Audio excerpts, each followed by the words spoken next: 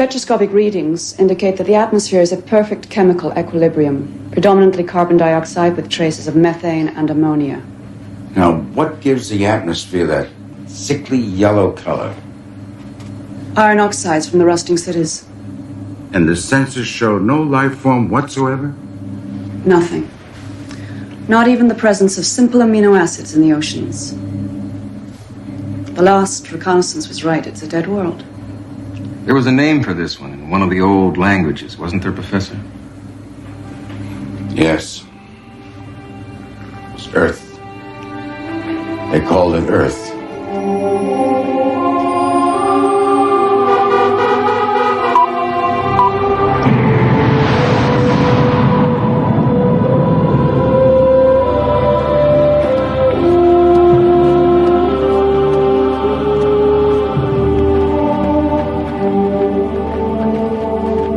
Not much left after 1,000 years, is there?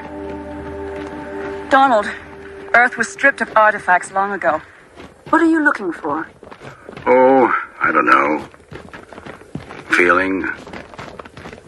Sense of place. What it must have been like to live here when the skies were blue and the oceans green with plankton. Too many historians never get to see the things they write about. Thank you, Jacinda, for getting me on this mission. A very kind gesture for an old academic. Not that kind. And not that old. Good luck, Donald, because in 4 days, I'm going to have to give word for the mining vessels to move in and extract whatever is salvageable. And when they do, there'll be precious little left of your Earth.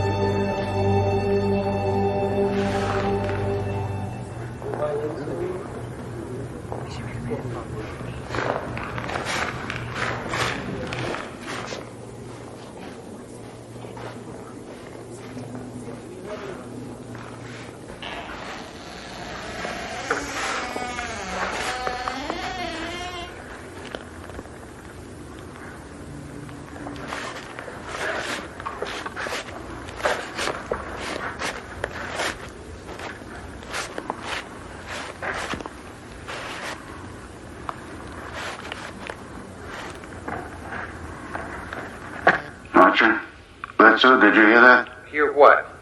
You got a problem, Professor? No problem. I'll see you back at the ship in about 3 hours. No doubt.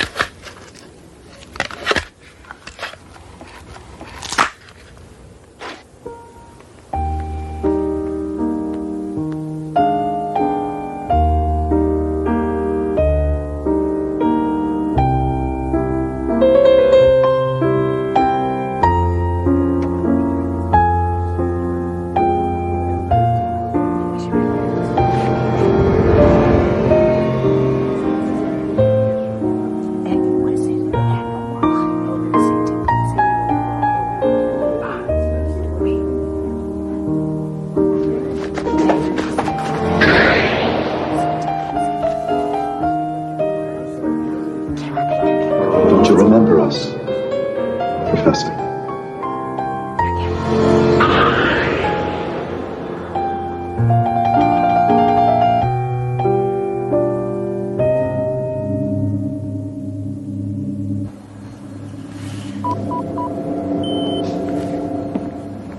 Donald, you're up late. So are you. There's lots of data to log. There's still a treasure trove of minerals on this planet. The inhabitants pretty well bled it dry of all the fossil fuels. There's a wealth of basalt, iron, uranium. You know, it was really quite a beautiful planet. An amazing variety of flora. Climates ranging from the temperate to the tropical, from the Arctic to desert. This is where it all began, Jacinta. This is where we began. How did it happen, Donald? How did the planet end up like this? Greed, stupidity, the usual catalog of sins. They used refrigerants that slowly ate away the ozone layer. They burned the tropical rainforests to make way for farmland, using the ashes for fertilizer, and entire species simply vanished forever from the earth. By the time they poisoned the whole biosphere, they had the technology to leave it behind. So they fled into space and cast the earth aside like a half-eaten apple. And with humanity gone, the biological chain just collapsed. You know the irony of it? The Earth today is almost exactly as it was millennia ago, before the very first rainfall. And for millions of years there had been no rain. Then when the Earth cooled enough, rain fell, delivering nutrients to the oceans, and life emerged. And here we are. Here we are. Returned to commit the final indignity on the planet that nurtured us. Here to put the knife to her one last time. Our ancestors killed this world, not us. The law prohibits us from mining any living world, only dead ones. Like it or not, Donald, Earth is a dead world now. And there's nothing we can do about that.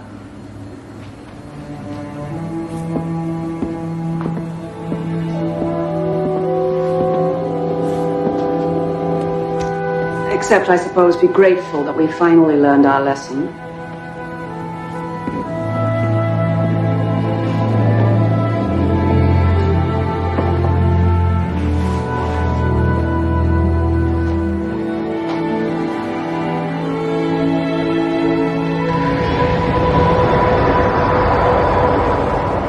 Do you remember us now, Professor?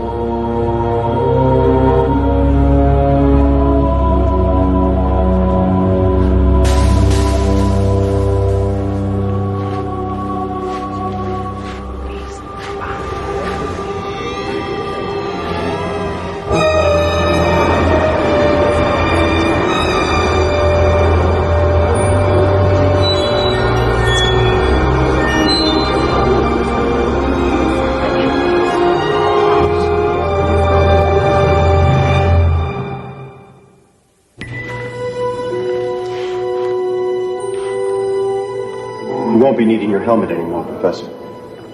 The air is breathable.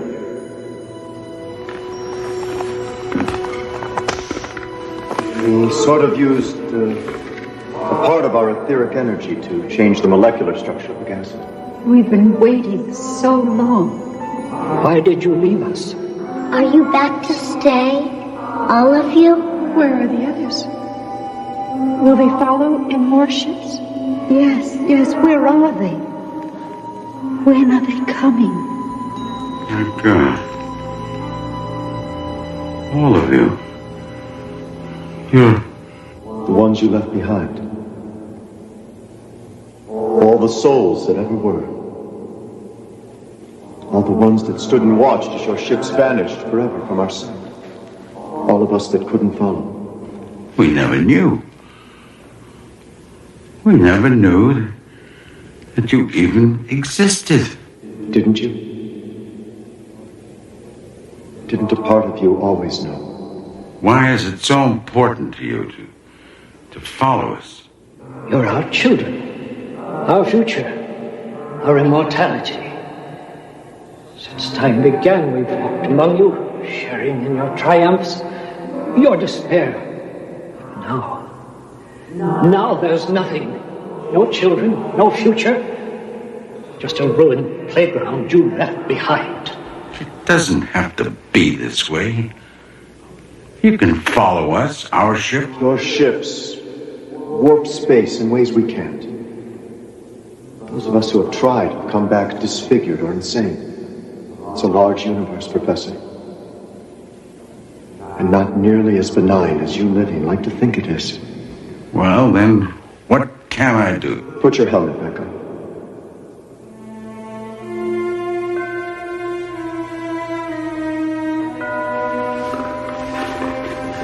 I know why you're here. Not you personally, but your ship, your crew. We're shadows.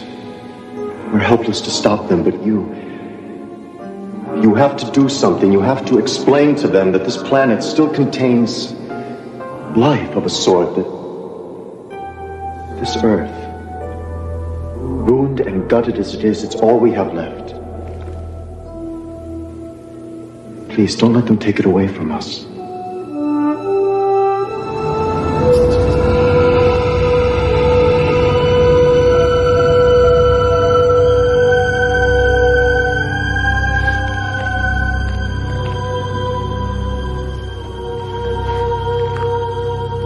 Donald, you can't be serious.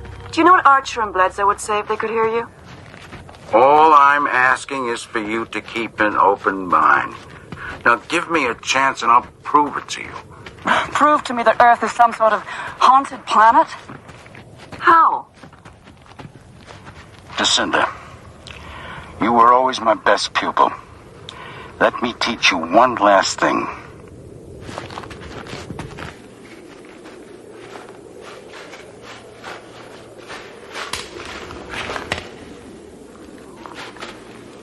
Hello? I've brought someone. Someone who can help. Please. Let us see you. Please. It's all right.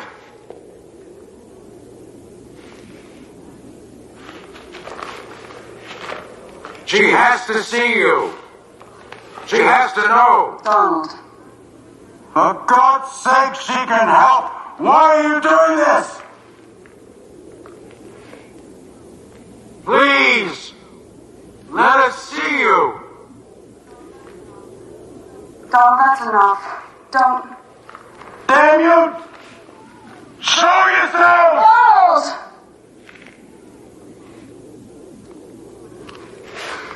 It's my fault. I knew what this planet meant to you. I shouldn't have invited you along to watch it be. Why don't I just forget we ever came here, all right?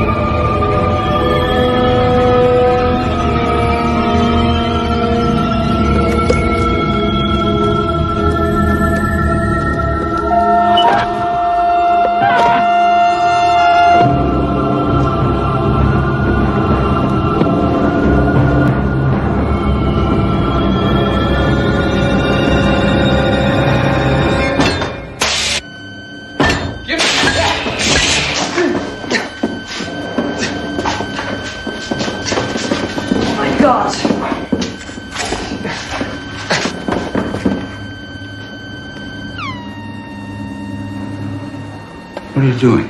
What are we doing? What were you doing? Oh, Donald, how could you do this to us? To all of us? I swear. The last thing I remember was being asleep in my cabin. It was them. Don't you see it? It wasn't me, it was them. He's crazy. I told Mr. Bledsoe, kindly shut up.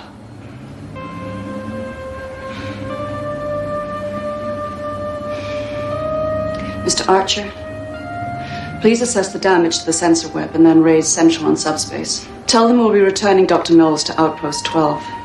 Medical emergency. We'll also be staying over for repairs and then we'll be back to finish our assignment.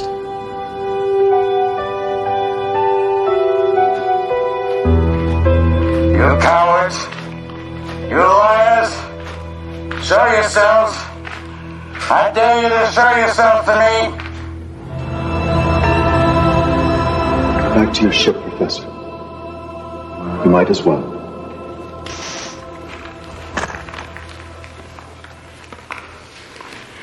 Because if I don't, you'll just take over my body and make me go, won't you? That's right. You wanted me to make a fool of myself. You wanted me to be shipped back to civilization. And you'd come with me, wouldn't you? Please understand, Professor, there's no other way. We can't travel through warp space in this form, but in yours, that's a different matter. You can serve as a beacon to the others, showing them the way. And me? What happens to me, my body, when you're done with it? I'm not sure. I have to merge myself fully with your body in order to weather the journey. I'll try to leave it once we get there, but... You don't know if you can. Please try to understand. All we want is to reclaim our future. Your future?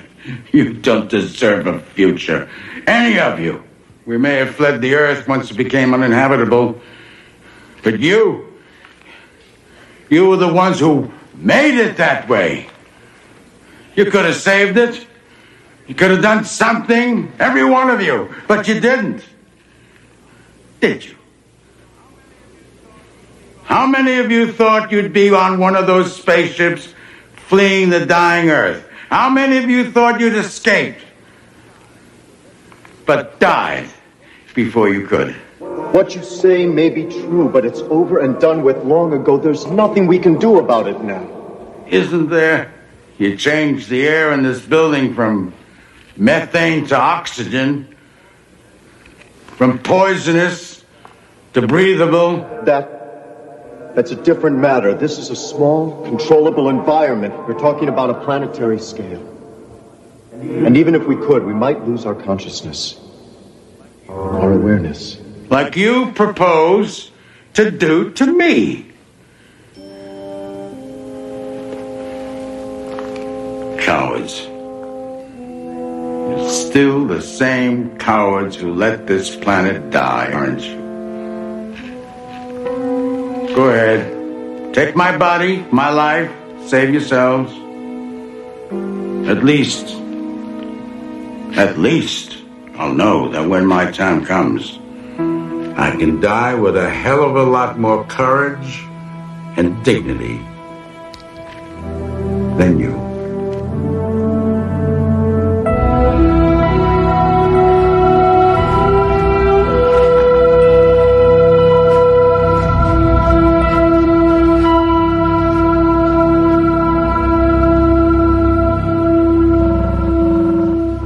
Come in.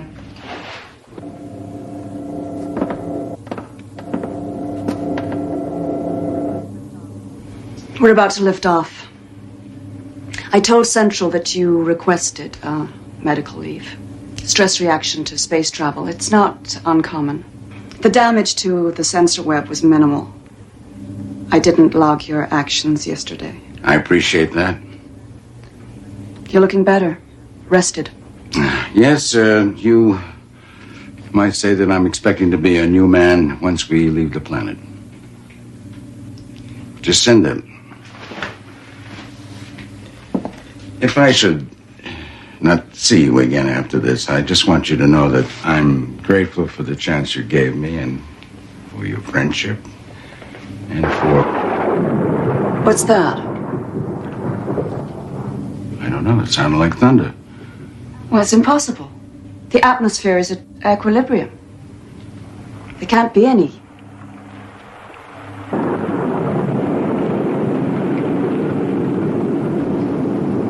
It's raining. It can't be.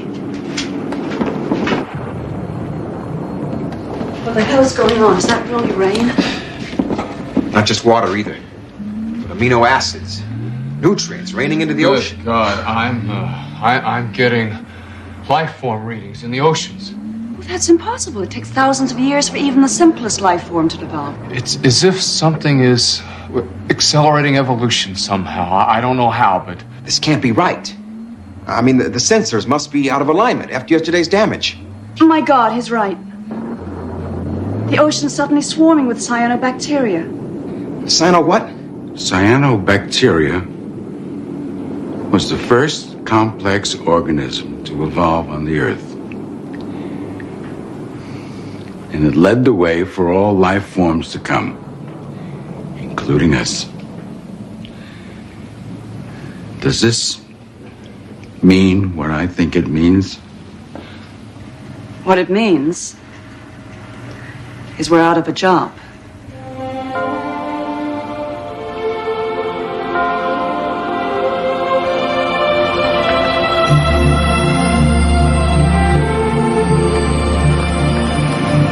I don't know if you can hear me anymore.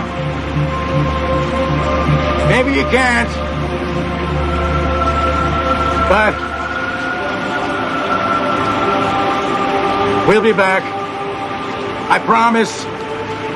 Someday we'll be back.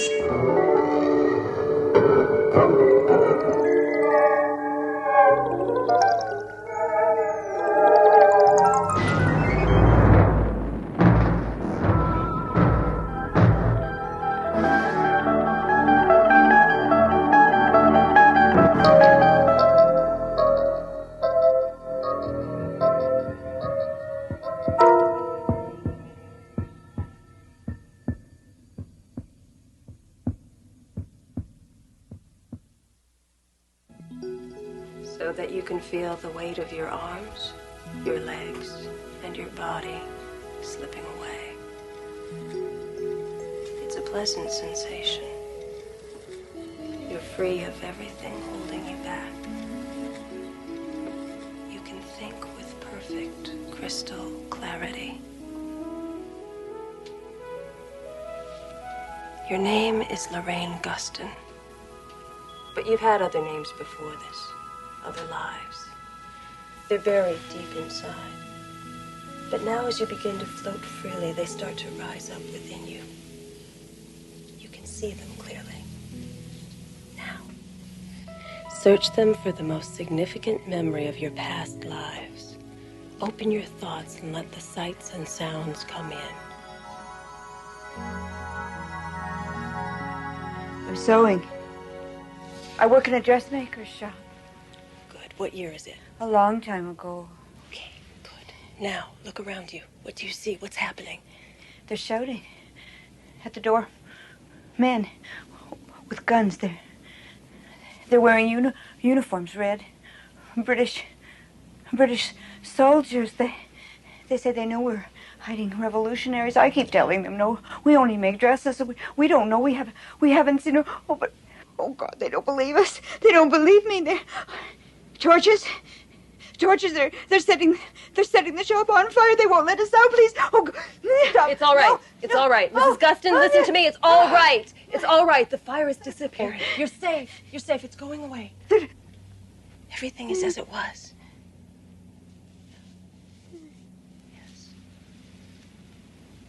rest. Now you're starting to come back down. You're floating back down. You can feel the weight returning to your legs and your arm. I'll touch your hand, and when I do, you will awaken feeling refreshed, and you will remember everything you've seen. 1, 2, 3. I don't know how to thank you, Miss McNeil. I feel better than I've been in years. For the first time, I understand why I'm so afraid of fire and men in uniforms. And to think it was a memory, and from so long ago. If we all knew that we'd lived before, and if we could remember those past lives, we'd understand ourselves so much better. Maybe we'd be kinder to one another, knowing that in a previous life we were poor or hurting or hungry. Oh, thank you so much. You're welcome. Have you ever tried yourself? It's ironic, I suppose. I've never been able to remember any of my own past lives. But I keep trying every day. Someday, who knows?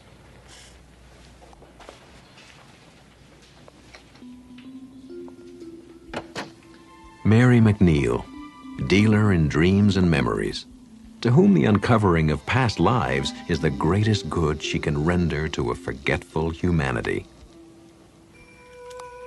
Your name is Mary McNeil, but you have had other names before this. 8:57 p.m., and Mary McNeil makes another attempt to discover a previous life. However, the journey she is about to take is to a different place, a land whose borders are defined by the region we call the Twilight Zone. Now, search them for the most significant memory of all of your past lives.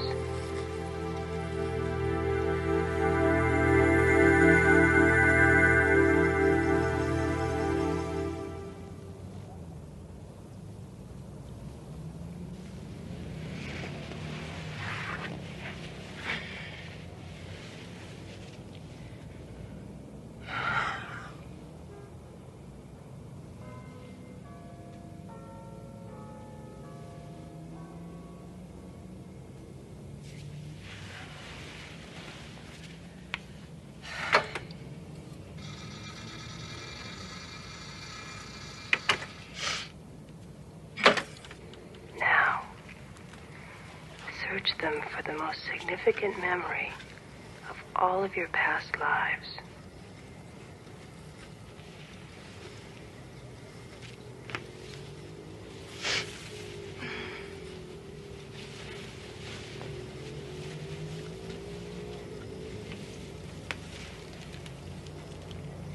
Nothing again.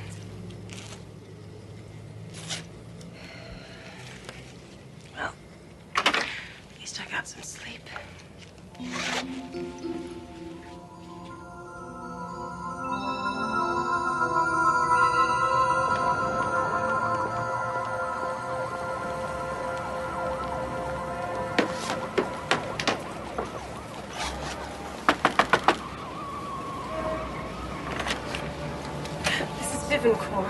I am so sorry. I know it's the oldest excuse in the world, but I overslept and I rushed out without even thinking to call. Excuse me. But have we met? Oh, of course. We made the appointment by phone. I'm Mary McNeil. You called me last week about wanting help with your memory? You must be mistaken. There's nothing wrong with my memory. Oh, certainly. What I meant was the memory of your lives before this one. I can assure you it's a very simple process. In my last life, I was Corporal Long Desmond. I fought in the Second World War and won the Medal of Honor. Awarded posthumously, of course. But you know? But how? The medal? It was nothing. I jumped on a grenade to save my squad. That's amazing. How did you know that? Look, I really don't have time for this sort of foolishness. Thank you, and good day.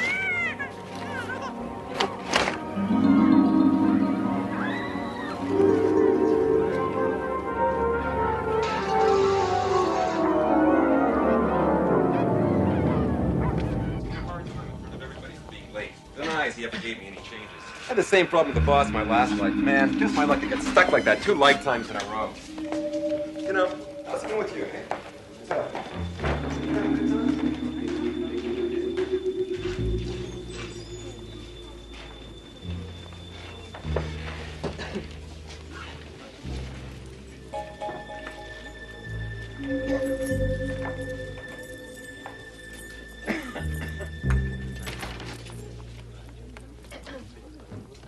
Excuse me, miss, can I help you? This used to be my office. That must have been some time ago. I've been here for the last 2 years. Is there something I can do for you? Are you looking for work? You say this used to be your office. Are you out of work? It's difficult to explain. You see, I woke up this morning, and I don't know what's happening anymore. I mean, I don't know if I've changed or if the world's changed, but something's happened. I don't even know why I'm bothering you with all this. It's just that there's nobody else for me to talk to. Yes, there is. Now, if it's any help, you're not alone. A lot of people have trouble adjusting to their new lives. That's why we're here. If you would just fill out this form, and when you're finished, we'll talk. My name's Jim Sinclair. I'll be sitting at the desk over there. Excuse me.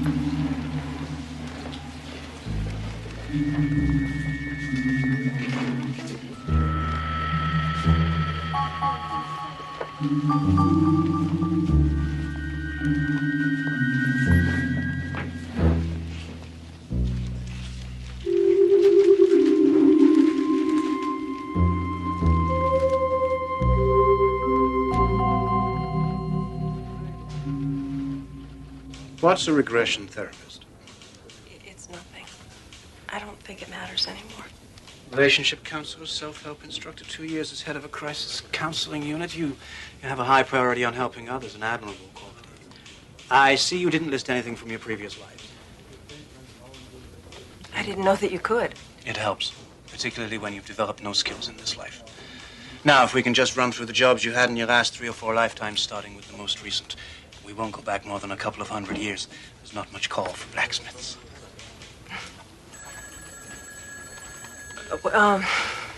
Well, I've always felt that I must have lived during the Depression. Felt? That is, I'm always very moved when I see pictures from that time. As if I knew what those people were going through. Could you give me some references for this life? Name some of the people you might have known. I really don't remember. Addresses, marriages, schools, technical, liberal, anything at all? Look, I'm trying to help you, Miss McNeil. I can't do that if you won't help me. I didn't say I wouldn't. Listen, I'm sorry I took so much of your time. Thank you for your help.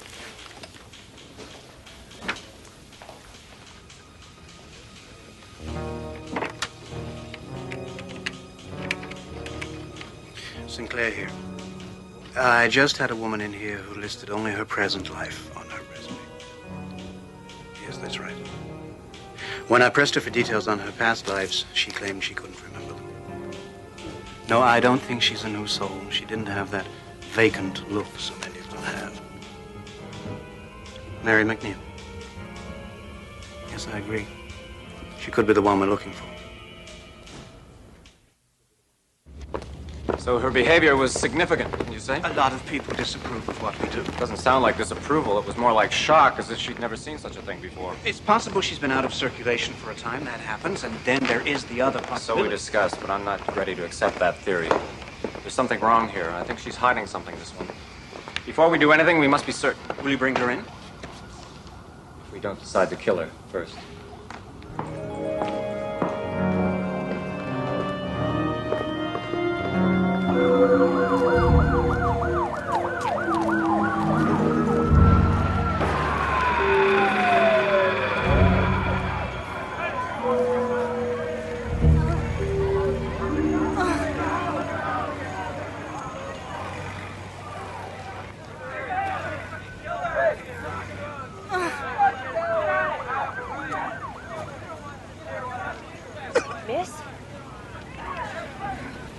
Miss, are you okay? Go away. Let me die in peace. I'll go get help. No. No. You know the law. Anybody who wants to die can die. It's my right, and you can't take it away. I've chosen exposure, malnutrition, sleeping pills. It's a lot cleaner than a bullet, isn't it? Guns scare me. A lot of things scare me. Why in God's name do you want to die? In my last life. I had a nice job, a nice family. People liked me. Can you imagine that? But now look at me. Look at me. Look at this body I was born in.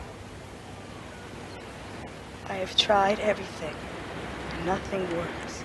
I'm going to start over. I'd like to go to sleep. No. What do you care? I care plenty. Not because of what you look like or who you are, but because you're needed in this lifetime. Surrendering is wrong. You're needed in the here and now, not in your next lifetime. Nobody needs me. I need you. Seems I don't have anyone or anything. Maybe we could start over together. Can you give me that chance? Can you give me that much?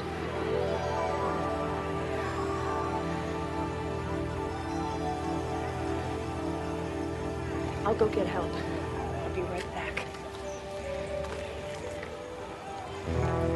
There's a woman back there. Can you get an ambulance? I think she's dying.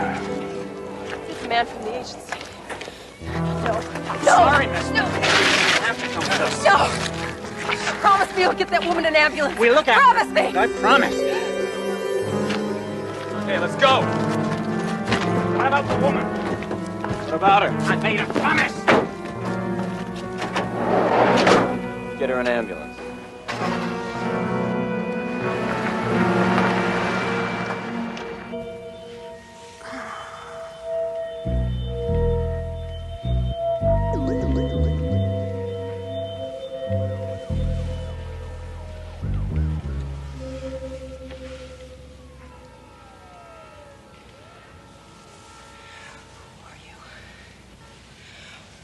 Are you doing this to me? Call us concerned citizens, Miss McNeil. We're part of a group not quite sanctioned by our government, but then not entirely denied either. We play hide and seek. We seek out people like you, your kind. What kind is that? Well, that's what we've brought you here to determine. Who are you, Miss McNeil? Really? I've heard that you claim not to know who you were in your previous lives. You must understand that that's quite irregular. It's utterly unheard of. And we can find no documentation on you. No identity papers, no place of residence. It's as if you did not exist. And if you do not exist, then no one will miss you. So you see, it's in your best interest to cooperate with us. What are you trying to hide? Who were you in your previous lives? I told you, I don't remember. Remember? Remember what? Names? Places? Body counts? Have you been to Moscow lately? Guyana? Uganda? What names did you go by in your past lives? The Borgias? Attila the Hun? Lady Macbeth? We can run down the whole bloody litany, if you like, if it helps to jog your failing memory. Haven't seen our friend Adolf in a while. Could there be a little Führer hiding in there? Leave me. Could be telling the truth. If she is, and she's the one we're Not looking in for. front of her. If she's telling the truth, we're going to find out soon enough.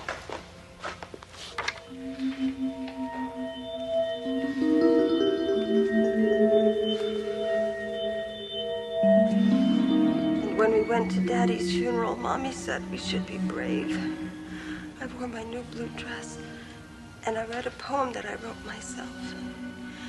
After it was all over, Mommy said we had to move.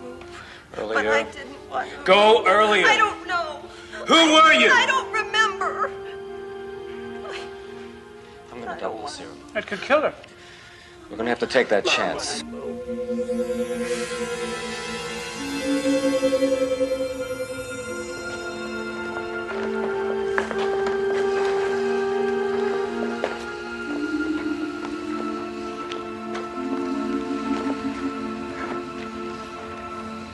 Welcome back, Miss McNeil. Oh, my head. It'll soon pass. You were telling the truth. For what it's worth, we're sorry we had to put you through all that. But you're free to go. Just like that. What about my life? What? Sorry, wrong number. Just hang up and walk away like nothing ever happened. Precisely, Ms. McNeil. Unless, of course, you would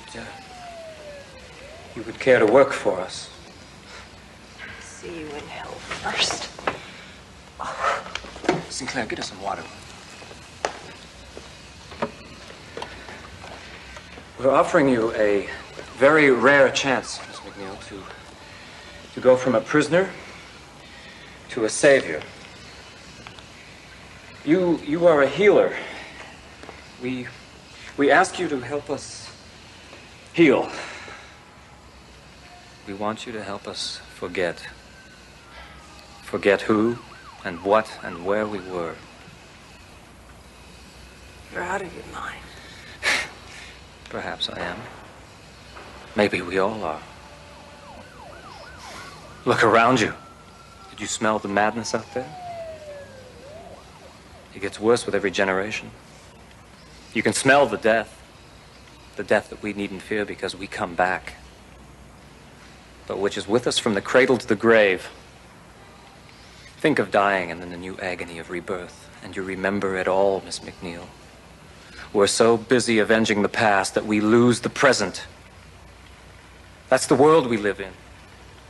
That's the waking horror that's our everyday existence. What can I do to help you? You have a gift. We need you to teach us that gift. We need you to help us let the past be swallowed by silence. No more carrying grudges across the centuries. No more longing for days and lives past. Just the moment. And the thrill of making this life as good as it can be. We've waited so long for you, Miss McNeil. If we were harsh, it was out of fear and hope. When we first met, I knew you wanted to help people. We're giving you the greatest opportunity that's ever been given to a person. Help us, Miss McNeil. Help us to forget.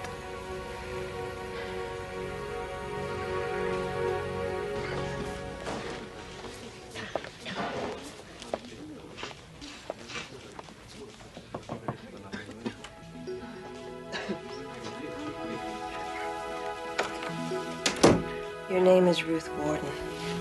That is the only name that you will remember. Let the memories of your past lives fade. When you awaken, you will remember only that you are Ruth Warden, and you will begin your life with a fresh start. Mary McNeil, who set out on a voyage of discovery that brought her home again by a most curious route, now appointed guardian of doors best kept sealed in the mirror, mirror world of the Twilight Zone.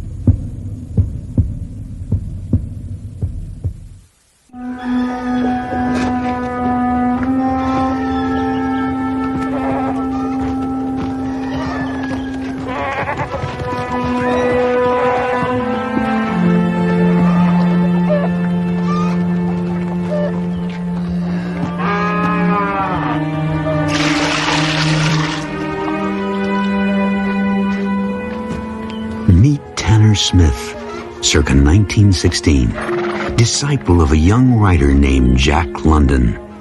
Tanner Smith, now consigned to what is affectionately known by the Bowery Boys as the Ref.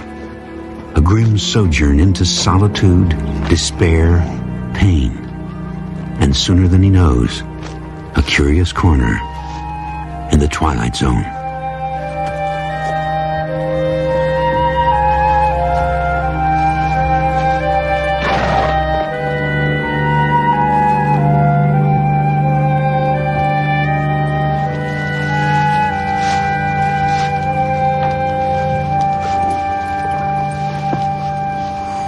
I've been watching you. I know. You gonna tell your father? Why would I do that? I wouldn't want to get you into trouble. It'd be worth it. You're so pretty. Does your hair always shine like that? Almost always. I saw you go into the library. I like to read. Well, so do I. Books about wolves. You better go. I wouldn't want you punished. But I want to see you again. Talk to you. I don't think that would be wise. I'm not wise. I'm just hungry for someone. I'm Tanner. Tanner Smith. I've got to go. Oh, wait. Well, can I see you again? Please? We'll have to be careful.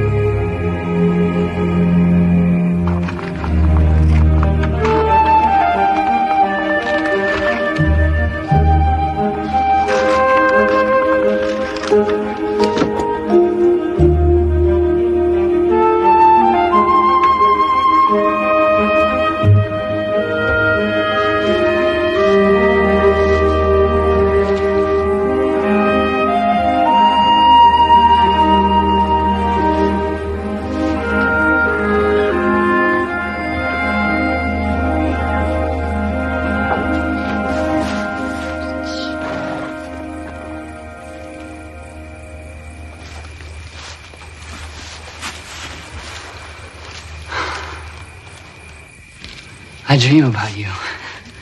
So you say. Oh, it's true. Pretty dreams.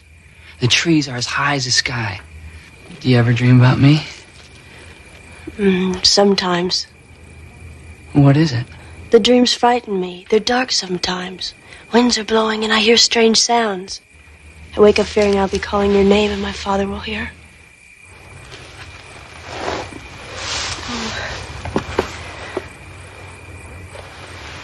I have another book for you, Tanner. Another Jack London. I know how you like stories about wolves. Oh, a wolf mates for life, Amy. Did you know that? For all his life, he'll never know another. I have something for you, too.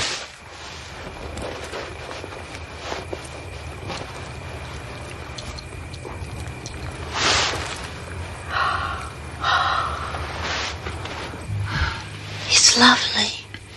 It was my mother's. Really? No. That ain't true. I don't want to lie to you, Amy. I don't ever want to lie. Then where'd you get it? I picked it off a drunk in Chatham Square. But I never hurt no one, Amy. You gotta believe that. I'm sure I had a real gift for picking pockets, but it was just a way of surviving. I had to do it.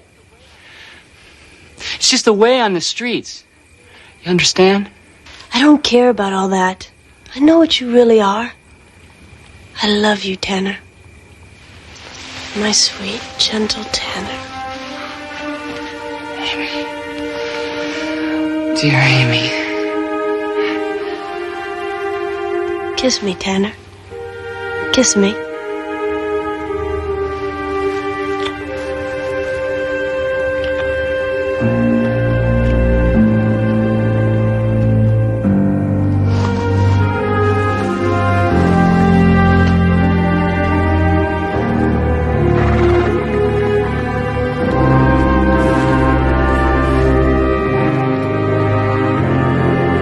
Thus saith saith the Lord, I will deal with thee even as thou hast done.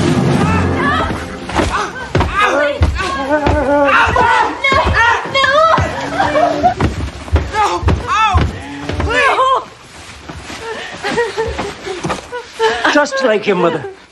In the hay and dust with any filthy scamp that winks an eye. A wolf steals a lamb from the flock, eh? Well, my young sir, to me belongeth vengeance and restitution. I have warned you time and time again to stay away from the scum in this place. They are animals, beasts, to be caged away from the decent people of this world. I have taught you the scriptures, girl. I have prayed that you'd live by them. And I will not have my flesh betray their righteousness. I hate you. And if you should choose to disobey me again and crawl to him in the night, I'll know it. And I will see to it that he's found dead in some dark hallway. No!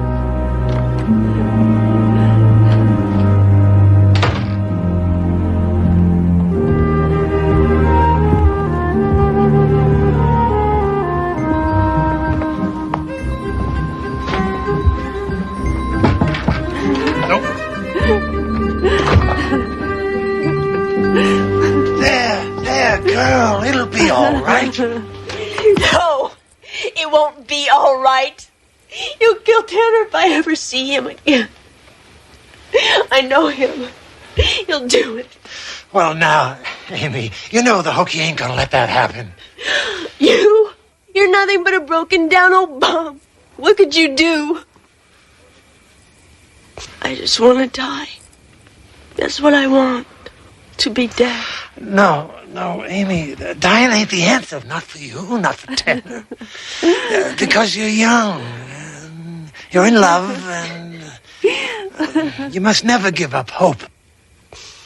I'm sorry for what I said. I didn't mean it, Okie.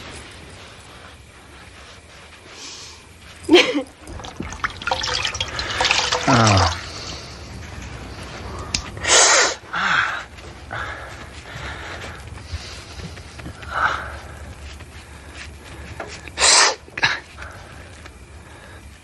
Amy, have you seen her? Her father didn't hurt her, did he? Not her spirit, boy. She's a bright arrow. She has the power to soar above her father's deviltry. Oh. You know where she might be? She spends her evenings in the library, poring over the books like she's searching for something. I gotta see her. No, Tanner, you can't. Her father told her he'd have you done in if she saw you again. I don't care. No, Tanner, you mustn't. I gotta see her. Oh, Tanner, no.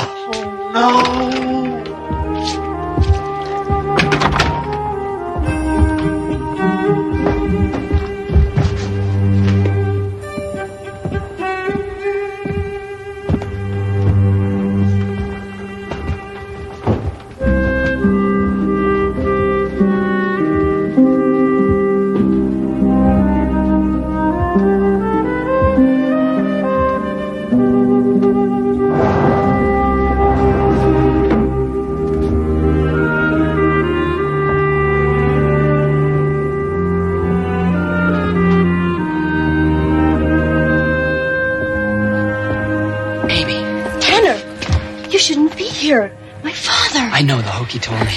But I had to see you. I had to. I've missed you so much. Amy, we've got to find a way out of here. I've thought of everything. There just isn't any way. Except... Except what? Come with me. It's probably the oldest book in the world. But what is it? What's it got to do with us getting out of here? Just listen to me, Tanner. I'm listening, but I don't get it.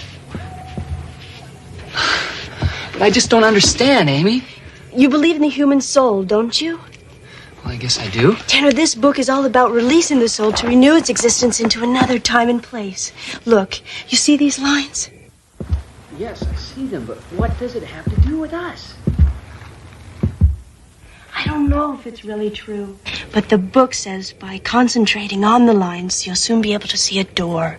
And if you persevere, you'll be able to open that door and pass right through it. Pass right through it? But to where, Amy? Where? A better world, Tanner. A free world.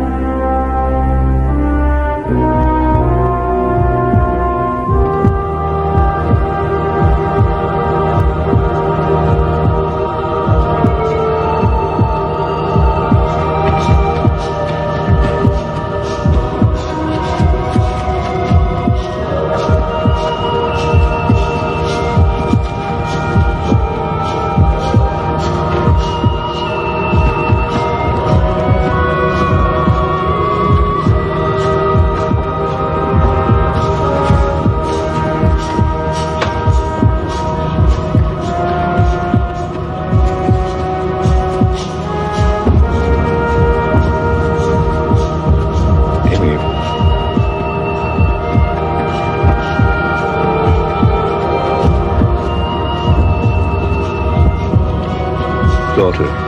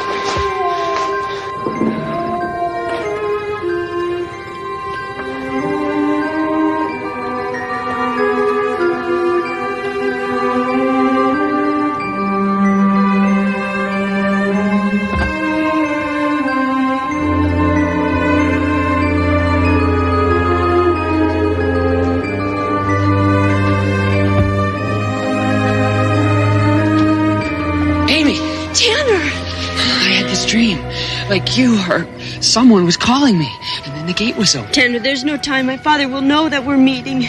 But we're outside. We could run away right now. No, Tanner, it wouldn't work. He'd find us no matter where we went. I can hardly breathe without you. How can I live without you? Tanner, listen to me. I have found the only real way out. It's in that book I showed you. It's another world, Tanner. A younger world. What are you talking about?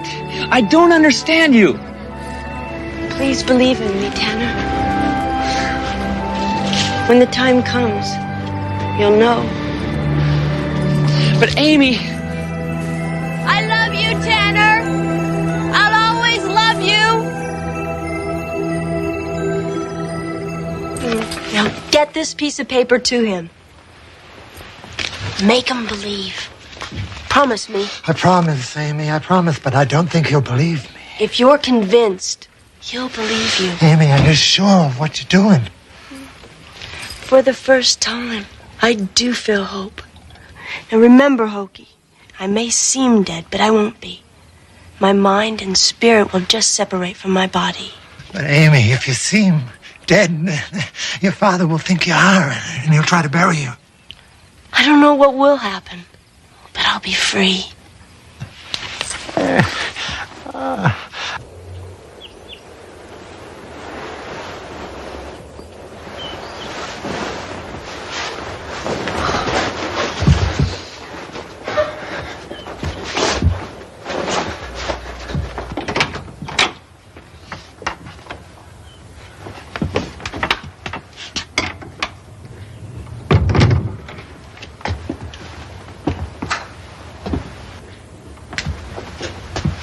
Amy.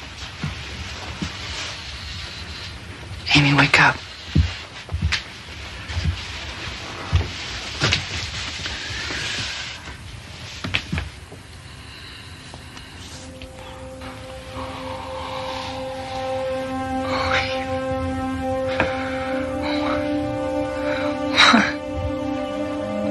No! Why would you leave me? Why?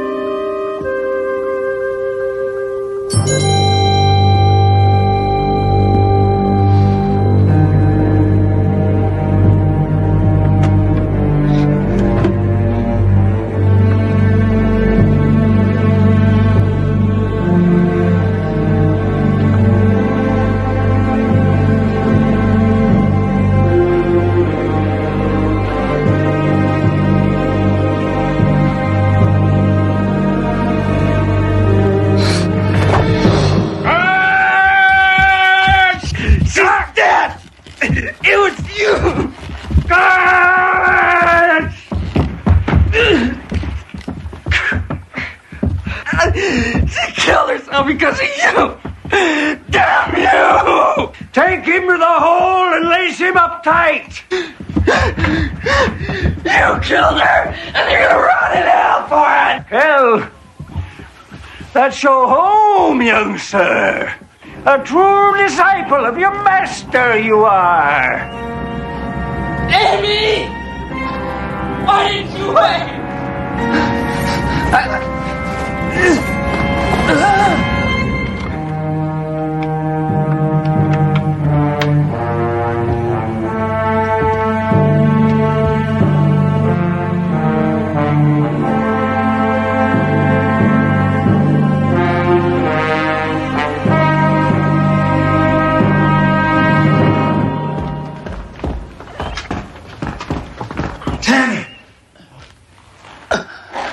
Hokey?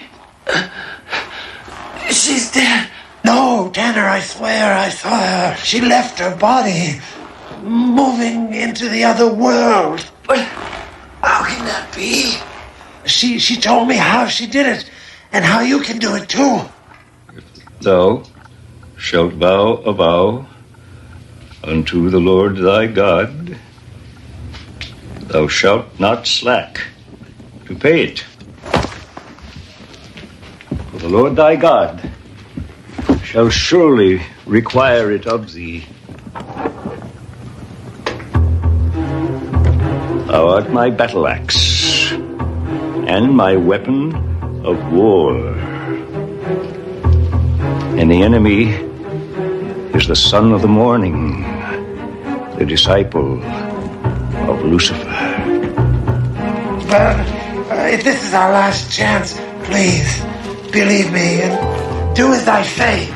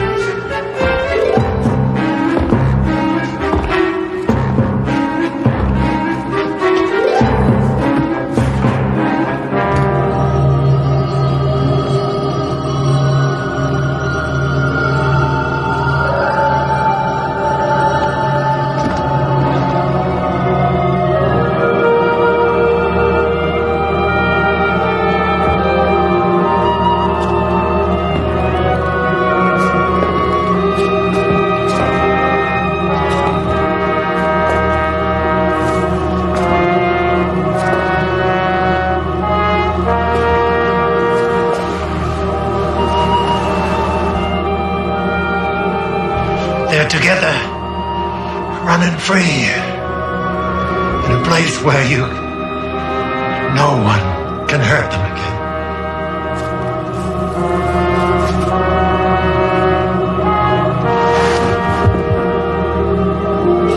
A song of the younger world. A tale told on wintry nights when the moon is full, of living with wolves and learning to howl.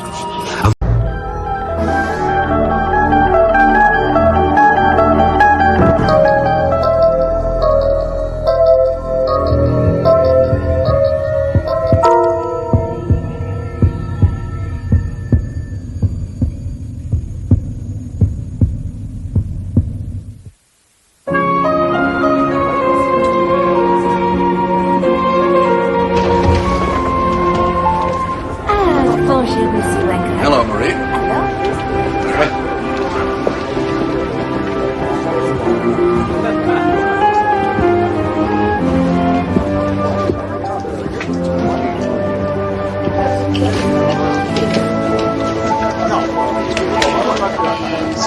Thank you, Marie. Bon appetit.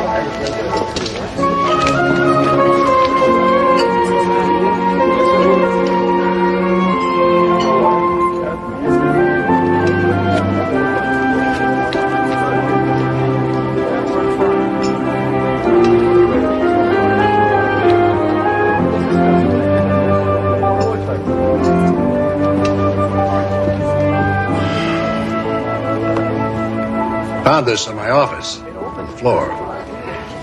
I think you dropped it.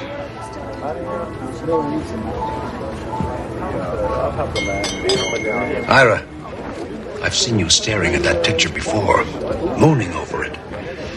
Look, I know it's none of my business, and I shouldn't pry, but are you and Valerie having, problems? Marvin, what are you talking about? She isn't a client, is she? A client?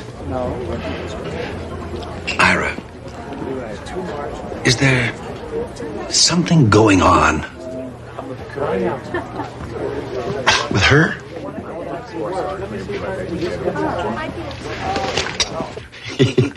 Can you believe it? He wanted to know if I was having an affair with the girl in the picture. And what did you say? What do you think I said, Marvin, you yutz, that's my wife. You didn't even recognize me? Well, come on, sweetheart. You were just a girl back then.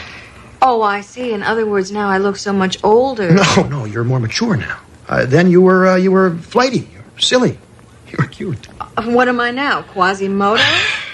So that's why you're always mooning over that picture. Of course not, sweetheart. That's not what I meant at all. It's just, I don't know, back then, things were different.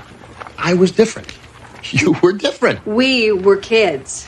Would you really still rather be driving around in that stupid old van of yours, searching for ourselves, finding who knows what kind of body lice? Don't tell me you don't miss those days. You said so yourself. I couldn't get enough of you in those days. I was insatiable. Well, it certainly wasn't my sense of style that attracted you. I looked like a bag lady. But if you want to see cute... Listen, Val, I really don't want to see another picture of your damn dog. Not the dog, Ira. You were adorable. I'd really like to see you going into court looking like that. Why can't we be more like we were back then?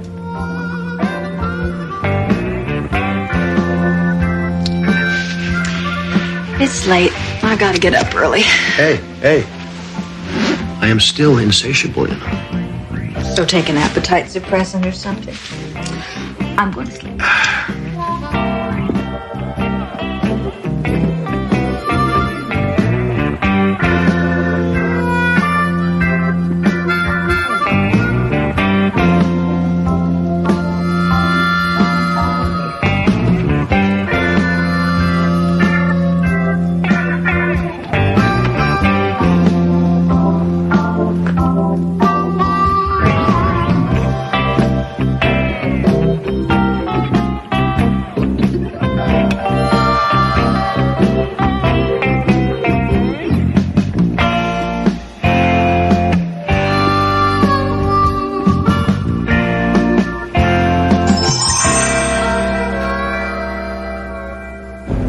never denied that Cal Methyl dumped the stuff there. It was saying that since it was all done over 30 years ago, that their culpability must be viewed in an historical fashion. That is the most self-serving argument I've ever heard in my life. In 1958, the prevailing opinion about a corporation's responsibility to the environment was vastly different.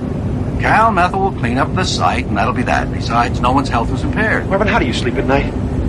Mothers give birth to deformed babies because of our climate. How can anyone doubt the public mindedness of a corporation that sponsors 2 symphonies and 3 TV documentaries a year, all on endangered species? We're not a PR firm, for God's sake.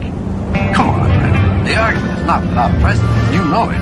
It's exactly the same position that Ogilvy, Melnick, Blinkman, and Schramm used in the New Hampshire versus Fahrenheit case, which, as you very well know, the smart one says is going to be upheld.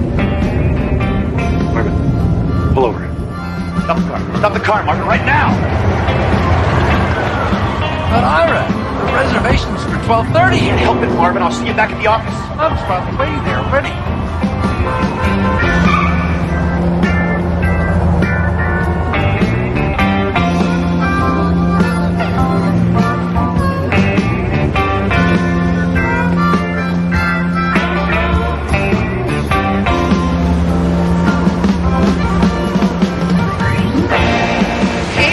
How's it going? Valerie, what is this? Some kind of a joke? I knew it. I knew you'd freak when you saw me. What'd you do to your hair?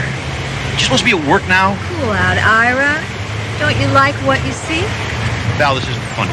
It isn't supposed to be. Come on, Ira, relax. You've been wanting me this way for a long time now, haven't you? Yeah, but Then quit fighting me.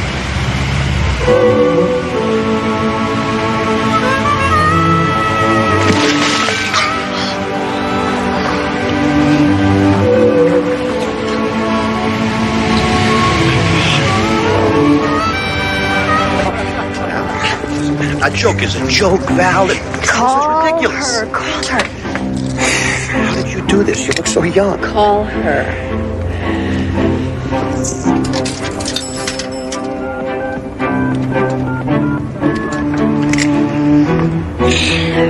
Hello, aerobics. Can I help you? Yeah, Annie?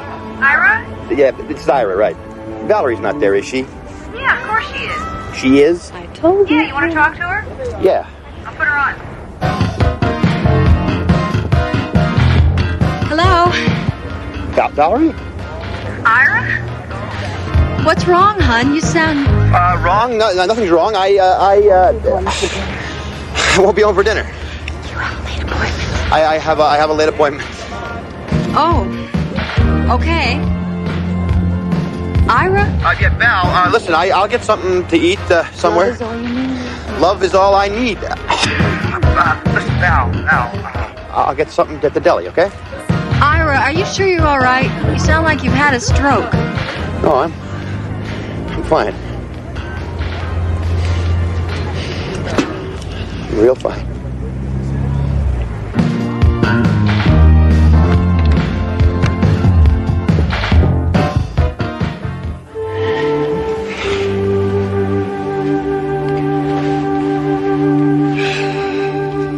You were incredible. The whole afternoon's ahead of us. Val, I am totally wiped out. I'd have to be hospitalized by nightfall. This day, it's real. You are real. And I'll be here for you whenever you want me. But how did you? Where did you? I'm the girl you married, Ira. The one you dream about. Why, don't ask so many questions, Ira. You can blow a good thing that way. Don't you get it? You've been thinking so much about the way it used to be that what you want so bad has become real. That's me. The Valerie that you remember. The one you hoped would never change. And I haven't. I wish I could say the same. Tell me about it. What's with the suits? That is my court costume. You did it. You're a public defender like you are. Corporate counsel. Bummer. Well, my life's not so bad. Then why are you so sad? You never used to be a sad person, Ira. What happened? Valerie, yippies turned into yuppies. Jerry Rubin runs a business networking salon, whatever the hell that might be, and that is what happened. Okay, I know how that must sound, and you're right. There's much more to it than that. I'm just being facile. I'm oversimplifying. I mean, it's a whole evolution of the social infrastructure we're talking here. So much more gradual, much more complex. Jeez, Val, you gotta understand. You must. You were there. We were gonna change the world, remember? Somewhere along the line, I don't know, we lost each other somehow. Est and the me decade, leveraged buyouts, tanning parlors, aerobicizing. Seems like nobody cares about anybody anymore, except himself. Our focus just narrowed. Then we need to expand it. Let's do some window pane and watch the walls melt. Valerie, if I went anywhere near LSD, we could watch my brains melt right out my ears. Sweetheart, nobody does that anymore. Wake up, smell the 80s. Jeez, Ira, you are a stone drag. Where you going? You just got here. You know, man, we used to laugh at people like you.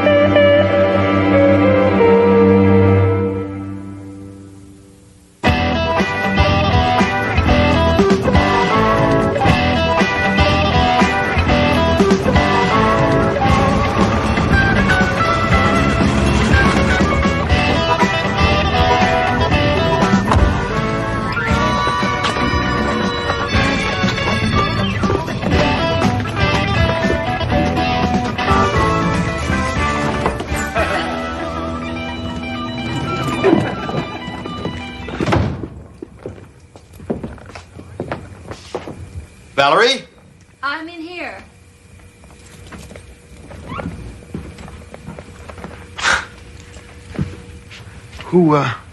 Who's laughing in here? The TV, Ira. I turned it off when I heard you come in. There's nobody here but me and Herman Hesse. Sid Hart, huh? Wow. You know, there was a time that I thought the whole damn key to existence was contained in this book. You were reading with the TV on? Yeah, I just got an urge.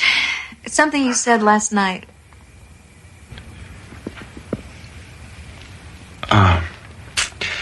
Don't stop on my account. I was just about ready to go to bed anyway.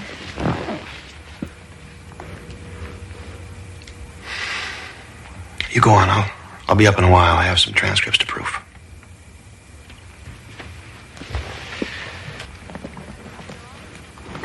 I called your office today. The receptionist said you never came back from lunch. Yeah. There was a meeting at Cal Methel on short notice. Took all day.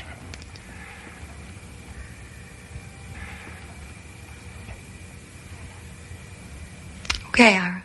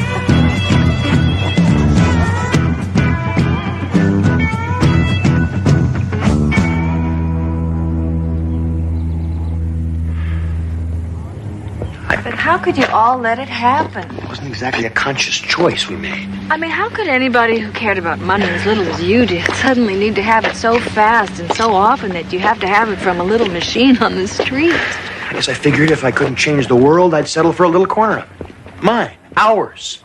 Make it safe and secure, and that takes money. And have you done that? I'm a sellout. Is that what you're saying? Oh, it's not that, babe. It's just, well, are you happy? Yes, I am happy.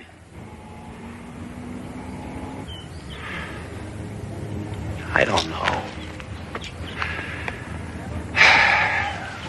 Most of the time I am. Something is missing. Sure there is. Me. Come on, honey, you've got to tell her. What about I've been a memory too long. It's her turn now.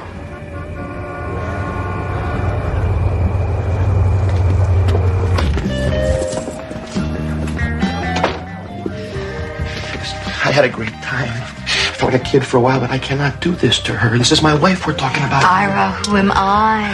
Oh, God.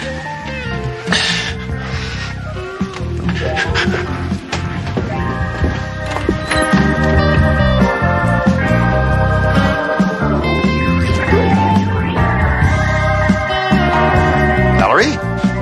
Ira. What in the hell is going on here? Ira, wait a minute. It's not what you think. What the hell it isn't? How could you do this to me? Hey, wait a minute. Who's that? Forget about her. Who is that? I want to introduce myself before I kill him. Oh, my God. Ira. It's me. Oh, so you've been doing it, too. What do you mean, too? Come on, everybody. Let's not get uptight. You know, you're beginning to sound like something out of a rerun of the Mod Squad. If there was ever a reason to get uptight, my friend, this has got to be it.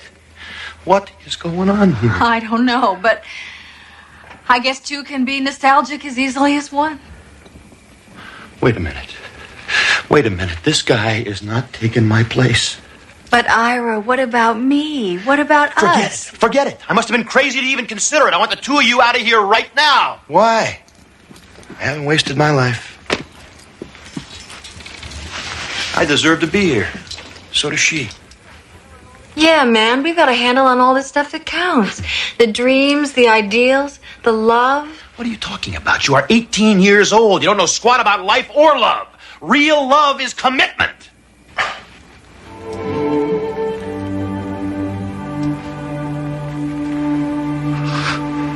What am I saying?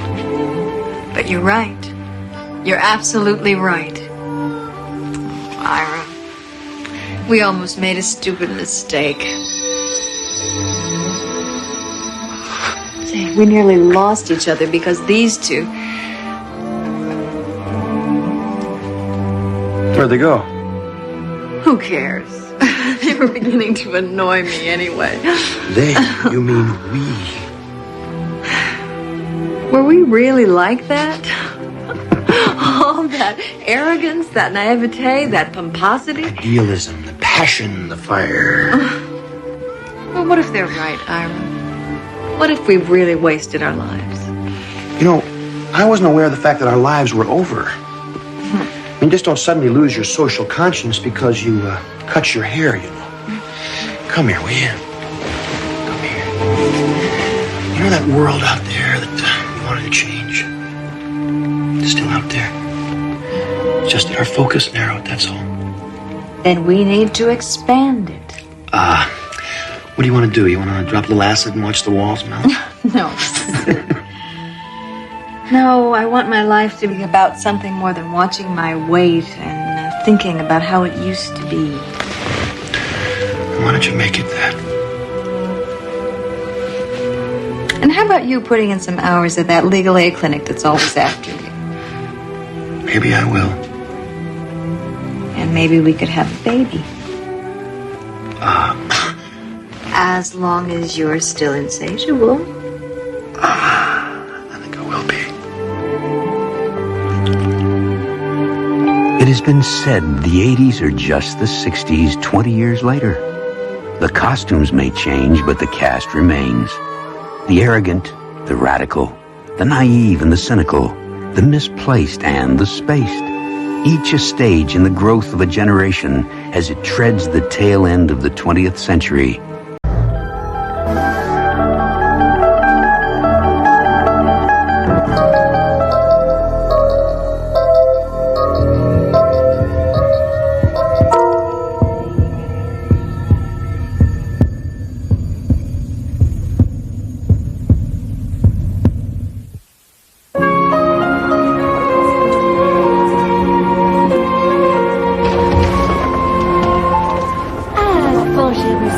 Hello, Marie.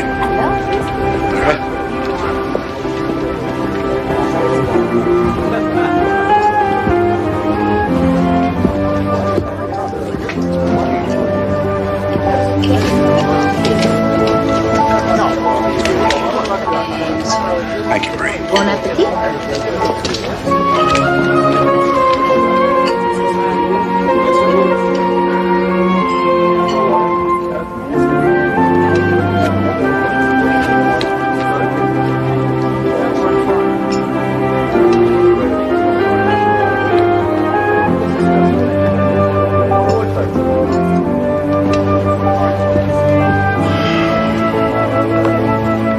Found this in my office, on the floor.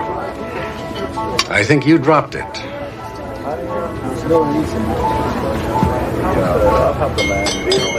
Ira, I've seen you staring at that picture before, mooning over it.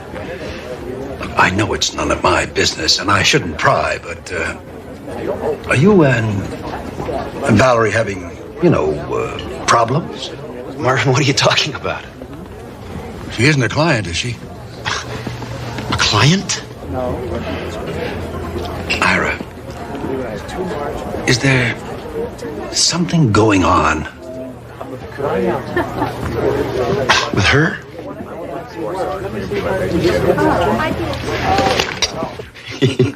Can you believe it? He wanted to know if I was having an affair with the girl in the picture. And what did you say? What do you think I said? I said, Marvin, you yutz, that's my wife. You didn't even recognize me? Well, come on, sweetheart. I mean, you were just a girl back then. Oh, I see. In other words, now I look so much older. No, you're more mature now. Then you were flighty, you were silly, you were cute. What am I now? Quasimodo? So that's why you're always mooning over that picture. Of course not, sweetheart. That's not what I meant at all. It's just, I don't know, back then, things were different. I was different. You were different. We were kids. Would you really still rather be driving around in that stupid old van of yours, searching for ourselves, finding who knows what kind of body lice? Don't tell me you don't miss those days. You said so yourself. I couldn't get enough of you in those days. I was insatiable. Well, it certainly wasn't my sense of style that attracted you. I looked like a bag lady. But if you want to see cute... Listen, Val, I really don't want to see another picture of your damn dog. Not the dog, Ira. You were adorable. I'd really like to see you going into court looking like that. Why can't we be more like we were back then?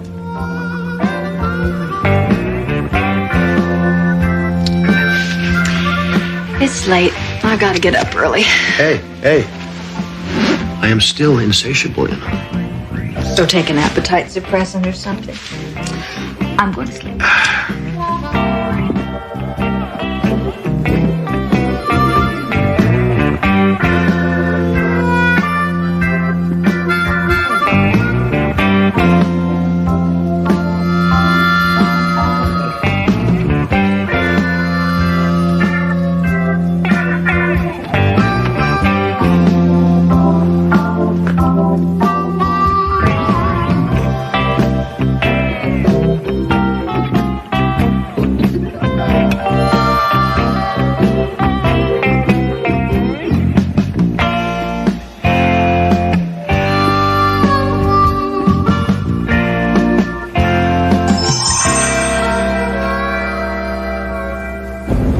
Denied that Cal Meth dumped the stuff there. Was saying that since it was all done over 30 years ago, that their culpability must be viewed in an historical fashion. That is the most self-serving argument I've ever heard in my life. In 1958, the prevailing opinion about a corporation's responsibility for the environment was vastly different. Cal Methyl will clean up the site, and that'll be that. Besides, no one's health is impaired. Marvin, how do you sleep at night? Mothers give birth to deformed babies because of our climate. How can anyone doubt the public mindedness of a corporation that sponsors 2 symphonies and 3 TV documentaries a year, all on endangered species? We're not a PR firm, for God's sake. Come on, man. The argument is not without precedent. You know it.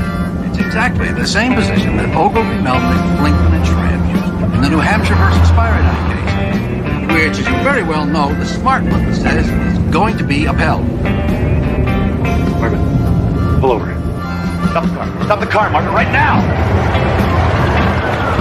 But Ira, the reservation's for 12:30. Can't help it, Marvin. I'll see you back at the office. I'm on the way there already.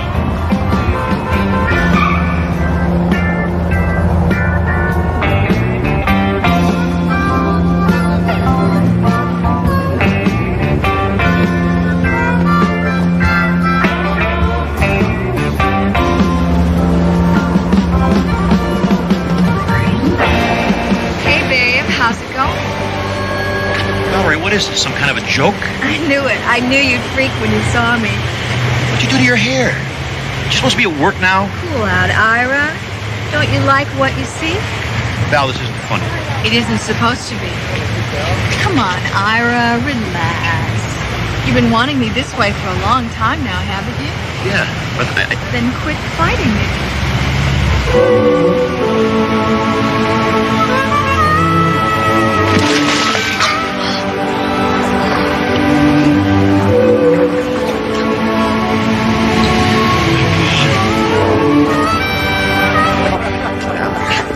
a joke is a joke, Val. This is ridiculous. Call her.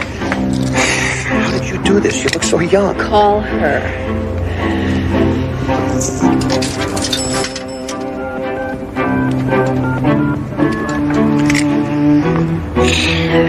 Hello, aerobics. Can I help you? Yeah, Annie? Ira? Yeah, it's Ira, right. Valerie's not there, is she? Yeah, of course she is. She is? I told you. Yeah, you want to talk to her? Yeah. I'll put her on. Hello? Valerie? Ira? What's wrong, hon? You sound... Wrong? No, nothing's wrong. I won't be home for dinner. You have a late appointment. I have a late appointment. Oh. Okay. Ira? Yeah, Val, listen, I'll get something to eat somewhere. Love is all you need. Love is all I need. Listen, Val, I'll get something at the deli, okay? Ira, are you sure you're all right? You sound like you've had a stroke.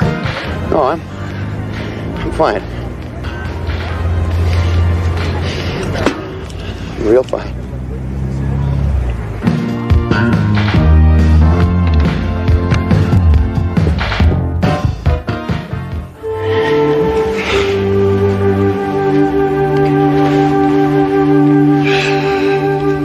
You were incredible. The whole afternoon's ahead of us. Val, I am totally wiped out. I'd have to be hospitalized by nightfall. This day, it's real. You are real. And I'll be here for you whenever you want me. But how did you? Where did you? I'm the girl you married, Ira. The one you dream about. Why, don't ask so many questions, Ira. You can blow a good thing that way. Don't you get it? You've been thinking so much about the way it used to be that what you want so bad has become real. That's me. The Valerie that you remember. The one you hoped would never change. And I haven't. I wish I could say the same. Tell me about it. What's with the suits? That is my court costume. You did it. You're a public defender like you are. Corporate counsel. Bummer. Well, my life's not so bad. Then why are you so sad? You never used to be a sad person, Ira. What happened? Valerie, yippies turned into yuppies. Jerry Rubin runs a business networking salon, whatever the hell that might be, and that is what happened. Okay. I know how that must sound, and you're right. There's much more to it than that. I'm just being facile. I'm oversimplifying. I mean, it's a whole evolution of the social infrastructure we're talking here. Something much more gradual, much more complex. Jeez, Val, you gotta understand. You must. You were there. We were gonna change the world, remember? Somewhere along the line, I don't know, we lost each other somehow. Est and the me decade, leveraged buyouts, tanning parlors, aerobicizing. Seems like nobody cares about anybody anymore, except himself. Our focus just narrowed. Then we need to expand it. Let's do some window pane and watch the walls melt. Valerie, if I went anywhere near LSD, we could watch my brains melt right out my ears. Sweetheart, nobody does that anymore. Wake up, smell the 80s. Jeez, Ira, you are a stone drag. Where you going? You just got here. You know, man, we used to laugh at people like you.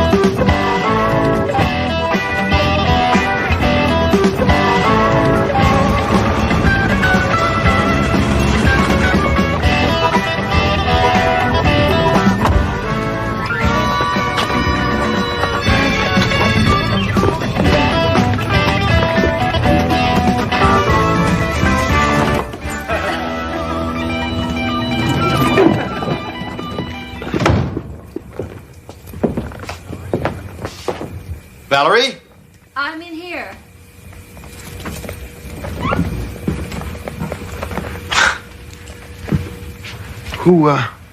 Who's laughing in here?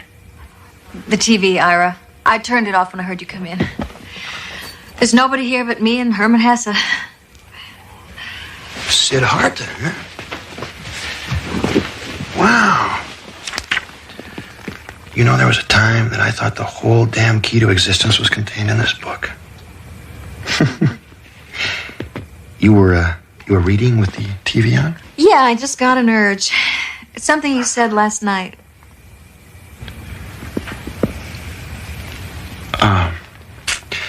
Don't stop on my account. I was just about ready to go to bed anyway.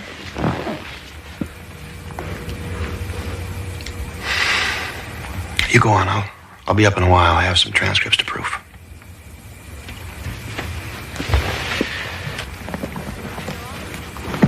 I called your office today. The receptionist said you never came back from lunch. Yeah. There was a meeting at Cal Methel. It was on short notice. Took all day.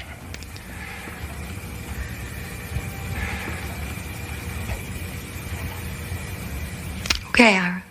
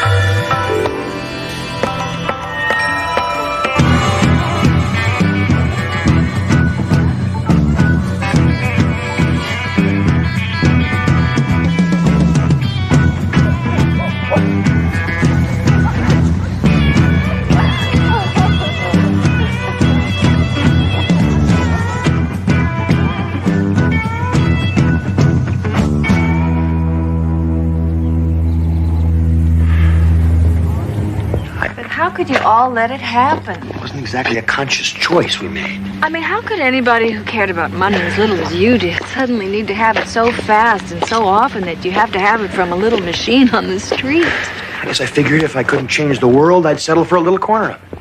Mine. Ours. Make it safe and secure, and that takes money. Have you done that? I'm a sellout. Is that what you're saying? Oh, it's not that, Dave. It's just, well, are you happy? Yes, I am happy.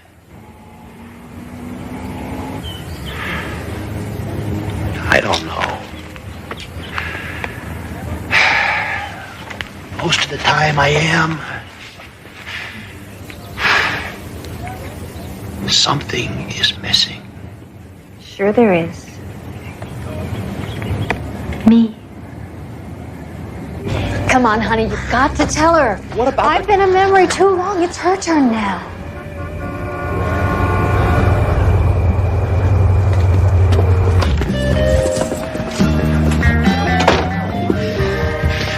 I had a great time. I felt like a kid for a while, but I cannot do this to her. This is my wife we're talking about. Ira, who am I?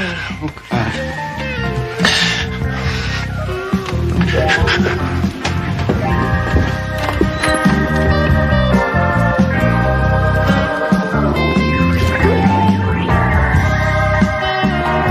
Valerie?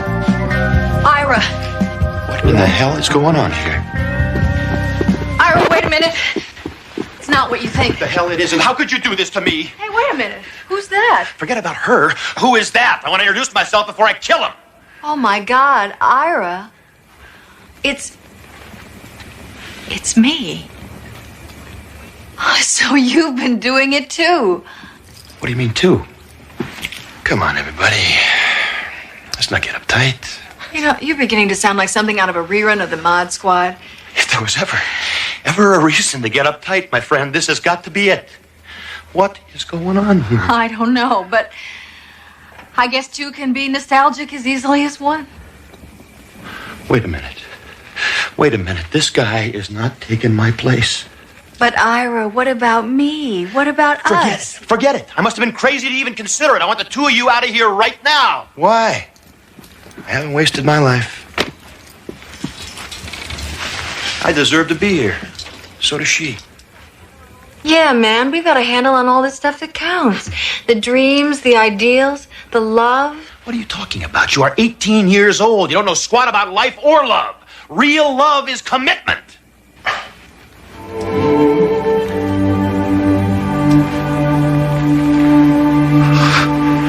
What am I saying? But you're right. You're absolutely right. Ira, we almost made a stupid mistake. Say, we nearly lost each other because these two.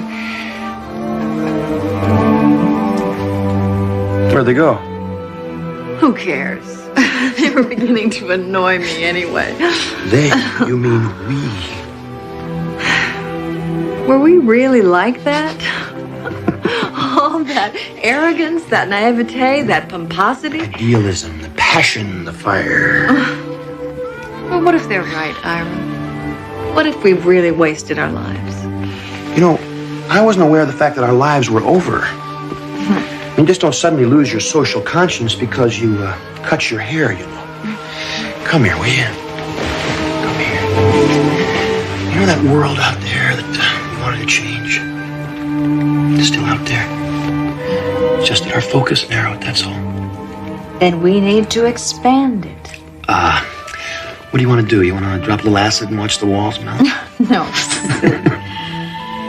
No, I want my life to be about something more than watching my weight and thinking about how it used to be. Why don't you make it that? And how about you putting in some hours at that legal aid clinic that's always after you? Maybe I will. And maybe we could have a baby. As long as you're still insatiable. I think I will be.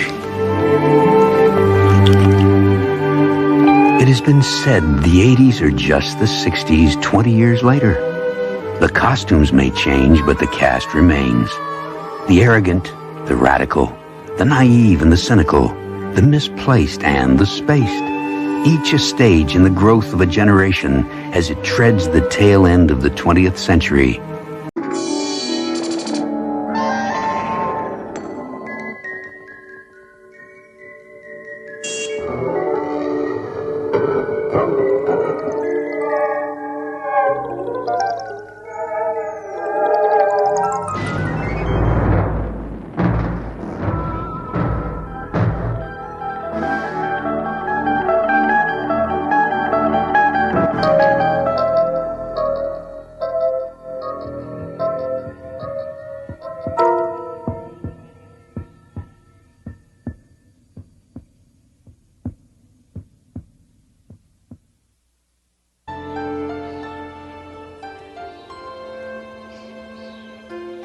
He's crazy. That's what he is. A loony. A nutcase. A genuine wacko. Uncle Edgar is always looking for things. Things like 3 paper clips or a chrome coat hanger. Or 1 patent leather tap shoe. He rummages through trash cans. He goes to garbage dumps. He's always bothering my other tenants. One day it's bicycle spokes. Then it's baseball cards. And who do the tenants complain to? Yours truly. He won't let anybody into his apartment. Not even his own niece. All that junk he's collecting, it's a fire trap. He could hurt himself. And other people. Namely, me. He needs your help. Yesterday, he wanted a yo-yo. By 6 o'clock. And last week, pieces of broken dolls. Heads, arms, legs. Please do something, Doctor. Please, for his sake. And ours.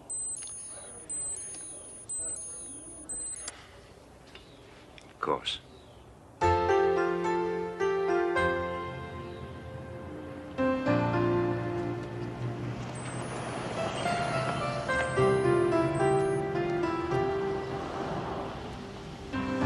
His bell don't work. Mrs. Milligan. I think he's disconnected it. Down there, in the basement. Oh, thank you.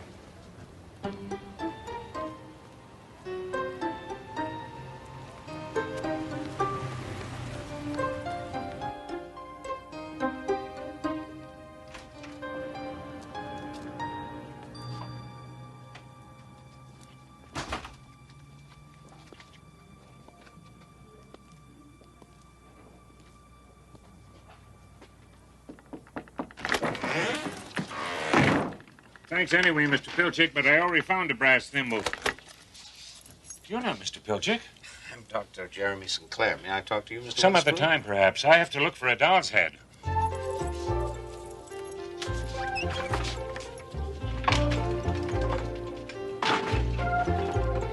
One old man in a private world of irrational urgencies. For Dr. Jeremy St. Clair, an all too common sight.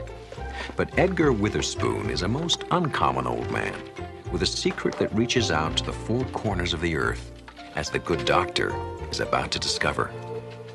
Your niece. She worries about you. She's a very nice woman, so tell her not to worry. See, a simple solution. Thanks for coming. It's been a pleasure meeting you, but I have to get on with my work. Your work? I bet you'd like to know what it is, wouldn't you? Yes. Wrong answer. You see a doll's head here anywhere? You mean like that?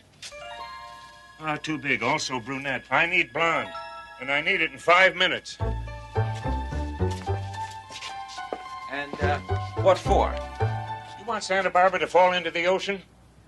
Then stand aside, sir. Stand aside.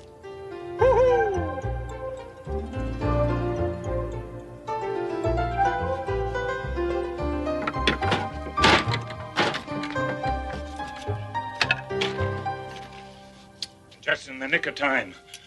No time to lose. Mr. Witherspoon.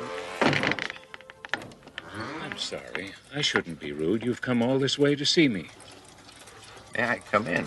And it was so nice, a pleasure meeting you. Tell my niece hello. Now, if you'll excuse me, I've got to stop the shaking in Santa Barbara.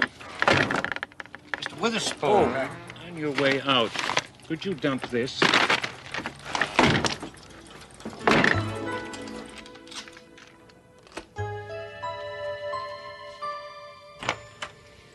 Good afternoon, Doctor. Did you see Uncle Edgar? Yes, this morning. Well? I wouldn't exactly call it a long conversation. But long enough to realize that he's... Oh, absolutely. On the other hand, Mr. Witherspoon appears happy and quite harmless. Harmless? He pesters strangers on the street. He runs after garbage trucks. That is far from harmless. Somebody saw him take a baby's bottle out of its carriage. I'm afraid he'll get arrested next time. Doctor, I will sign anything. Cooperate in any way I... All right, maybe I'll have another chat with him, and a longer one, and see if I... A small earthquake tremor was felt shortly before noon today. The force was enough to rattle dishes and a few nerves, but no injuries Did you hear were that? reported. What? There was something about it. Sorry, it was nothing. I don't know what I was thinking. I'll call you as soon as I can. Thank you very much. Acid rain is affecting the northern lakes even more than scientists.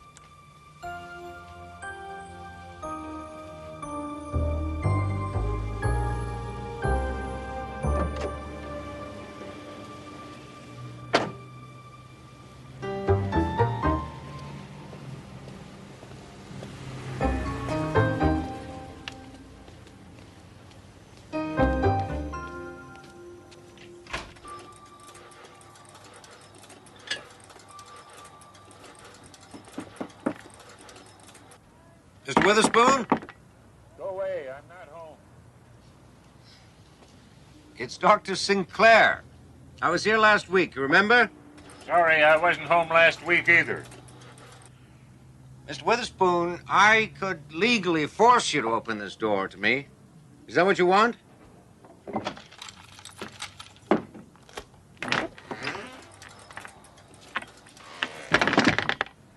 You're a curious one.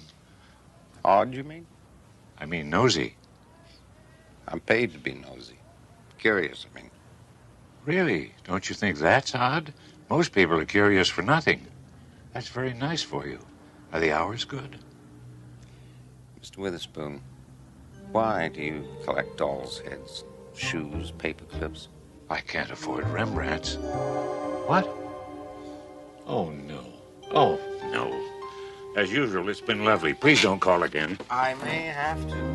And next time it might not be so lovely. You understand what I mean, Mr. Witherspoon. Wouldn't you rather invite me in of your own free will? You must. You must.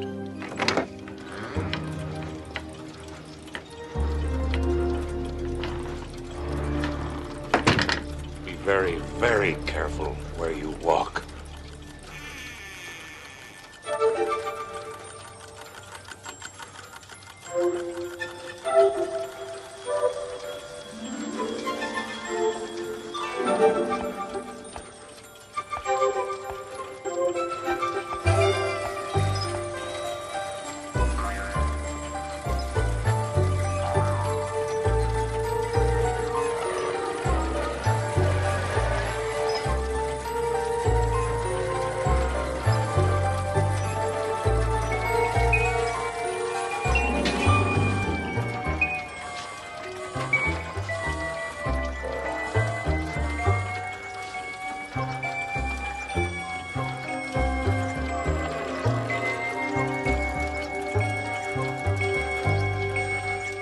That was a close shave.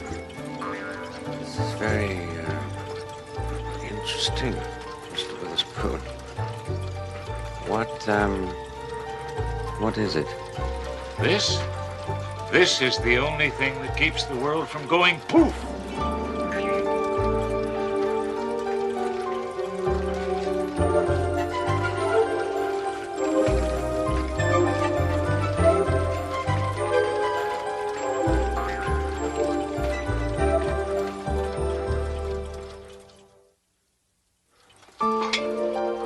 Now, let me understand you clearly, Mr. Witherspoon. You say that this is what keeps the world from going poof? And it's not easy. Most things are nearly impossible to find. Where would you look for a skate key? Oh, I can't imagine. I found one, though. You think that's crazy? Well, you wouldn't by any chance have a business card, would you? Oh, yes, of course.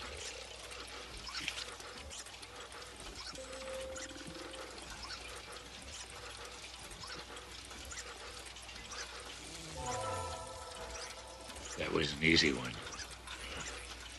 Well, I won't take up any more of your time. I've seen more than enough.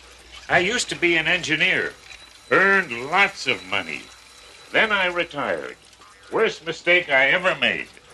Life was so damned boring. And then the voice spoke to me. Oh, you also hear voices? You too? Please, tell me about it. I was sitting in the park one day feeding the pigeons, and suddenly, there it was, the voice. Edgar, it said, have you ever been to England? Oh, yes, why? No, that's what the voice asked me.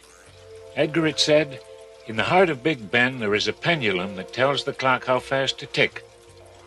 At the bottom of the pendulum, on top of the big weight, there's a stack of pennies. Every so often, they take one off. The clock speeds up. Or they put one on, the clock slows down. The pennies change the balance just a little, but enough to keep the whole mechanism running perfectly. So, what you have here is some kind of clock. Of course not. Why would I build a clock?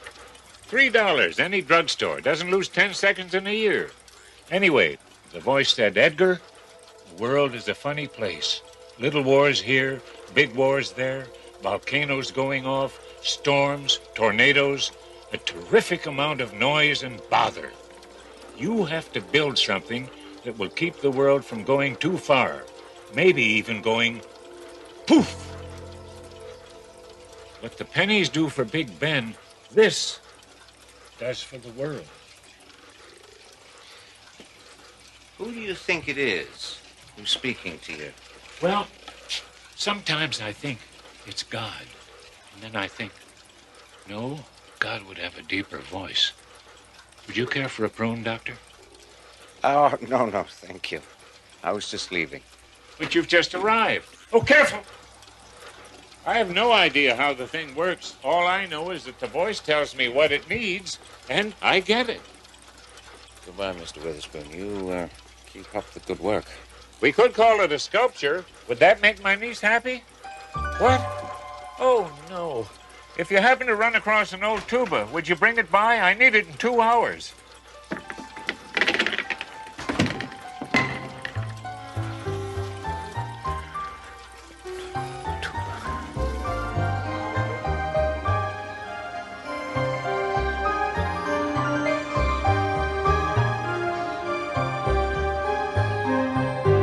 Cynthia, don't do this to me. Uncle Edgar, please. It's just for 3 days while they observe you. It's too long. It has to be maintained, kept in balance. Mr. Witherspoon, you hear voices. That isn't normal. You must understand that. You hear voices, too. No, healthy people do not hear voices. You hear mine, don't you? That's not the same thing. Why, what's the difference between a sane man hearing a crazy voice and a crazy man hearing a sane voice? Maybe the truth is somewhere in the middle. You don't understand the risk you're taking. I knew it. There goes Tatoa. What's Tatoa? A tiny island in the South Pacific. What time is it? 3:17. At 3:17 in the afternoon, Tatoa became history because of you.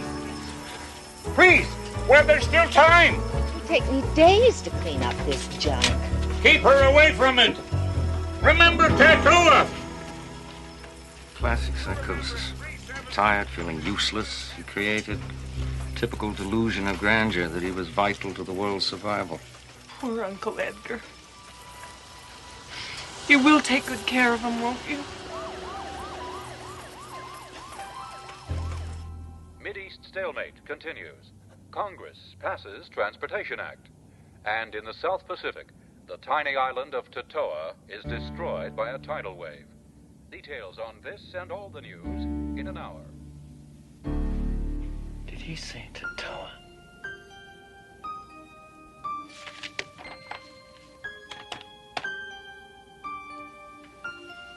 Yes, the number for the Chronicle, please.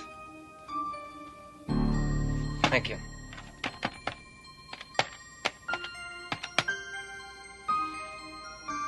Hello, I want to check on a news story. I just heard something on the radio about a tidal wave destroying an island. Yes, that's it. Are there any details? Really? I don't know. When? This afternoon? I mean, exactly what time? Thank you. Miss Walker!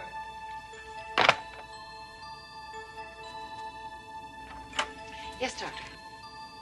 Tatoa was destroyed at 3:17 this afternoon. Is that bad?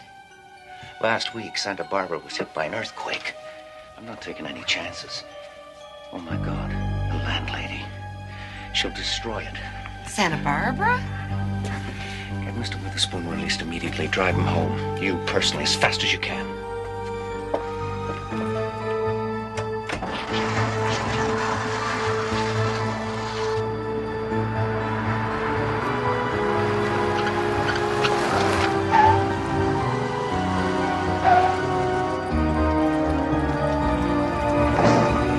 Don't touch a thing!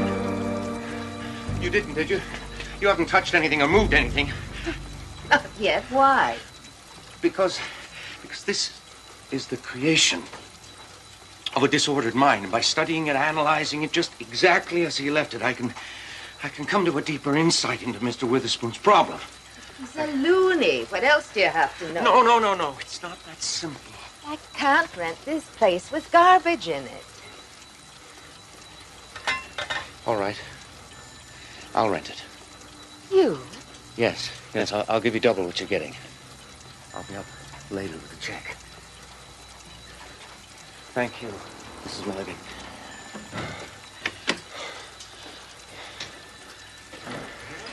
He's escaped. Excuse me. Hello. Mr. Witherspoon! Mr. Witherspoon! Should I call the cops? No. Everything's going to be fine, Mrs. Milligan.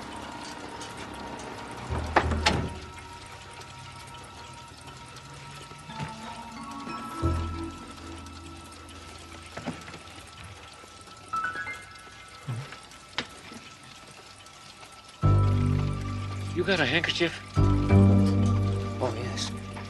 Yes, right away.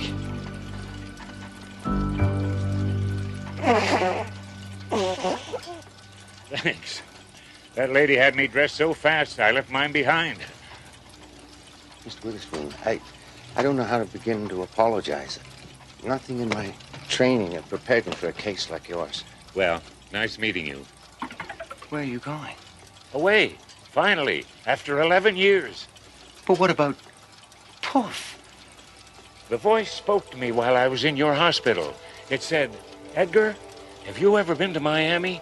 I said, "No, but I used to think it would be a nice place to retire." "Go for it," the voice said. "You're off duty." You mean all this isn't necessary anymore? Sure it is. It's absolutely essential. The world still has to be kept in balance. So who's going to... I mean, look, it needs adjusting already.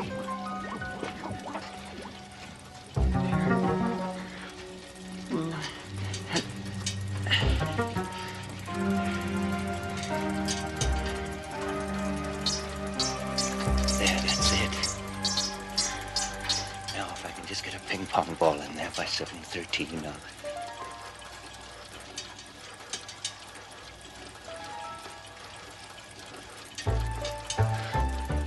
Well, I guess we solved that little problem. I'd get cracking if I was you. Impossible. I refuse. Jeremy, really, you'll grow to like it. Give it a chance. So long. Don't take any wooden nickels. Unless you really need them, of course. Mr. Witherspoon!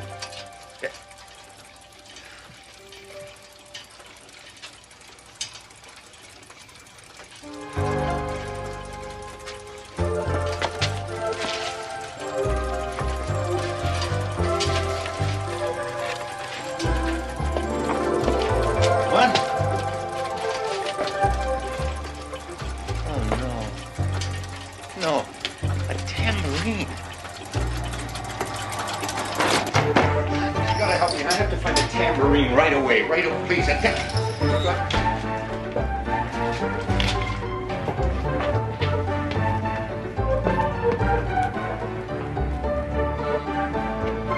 you help me? Do you know where I can find a tambourine? If in the next few months you notice that there's been a spate of catastrophes or things are just not going right, remember that Edgar Witherspoon's replacement is learning how to make some precise adjustments. Don't worry, his education will not last long, and then you might give thanks to a physician whose practice extends to the well-being of the entire planet. Dr. Jeremy St. Clair offers a unique form of preventative medicine found only in the Twilight Zone.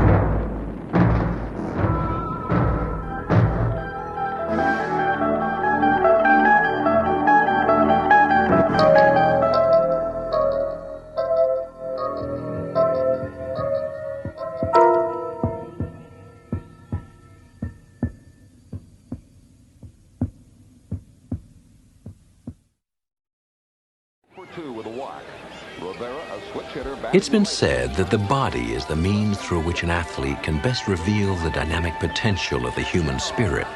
But what happens when the means to that expression is injured beyond repair? Meet Ed Hamner, a once prominent player in the big leagues, a man who's never resolved himself to his fate as a non-participant, but who will soon be forced to bat in the Twilight Zone. And the pitch. There's a drive to right center. It is in the gap. Man, go! First, That's it! Dig, dig, dig! Man Take three! Second. Yeah! Here's the relay from the outfield. Man is in there with a Hey, Paula, triple. come on in. Come on. Carson working fast. The pitch. The routine bouncer to short. The throw to first, and that's the ball game. The Tigers' slump continues. Bet they wish you were still hitting cleanup. Oh, I don't know. I had my share of big swings that came up empty. Hey, how was practice today? Pretty good. Brian Claiborne says he's going to teach me to throw a curveball. Hey, I'm not going to. I remember what you said. You're too young to throw a curve. You'll only hurt your arm. Besides, that fastball of yours is enough to get anybody out. But you got to concentrate. Remember, if you ever feel like you're losing it, just step off the mound, take a deep breath, completely clear your mind. Confidence and concentration. It works every time. Oh, I almost forgot.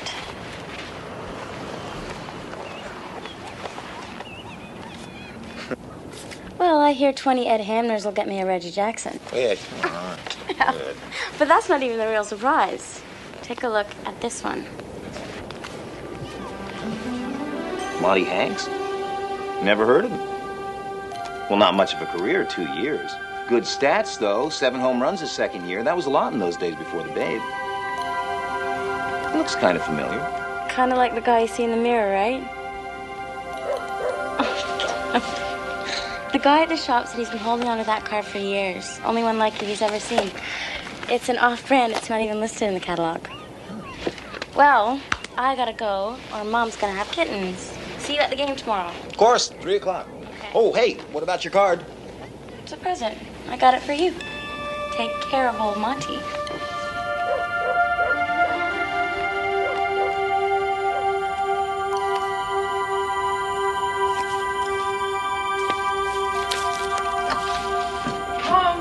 Hey, Cindy, take a look at this.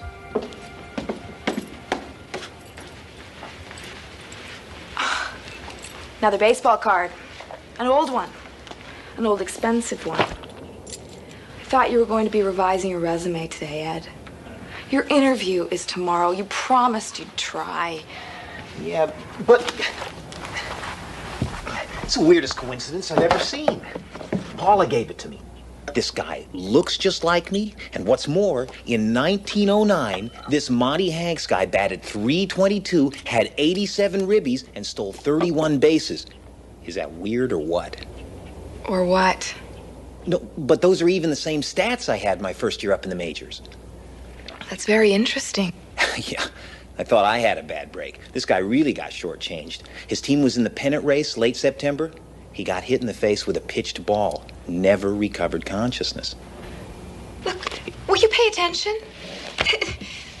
Your interview is tomorrow, Ed. I think it's a lot more important than some baseball player that died before you were born. You know, Larry Dula is a big fan of yours, and you promised you'd try for me. I will. I'll be fine. That's at 2 o'clock, right? I'll turn on the old charm, get the job, and be home by 7 with a bottle of champagne to celebrate my gainful employment. How's that?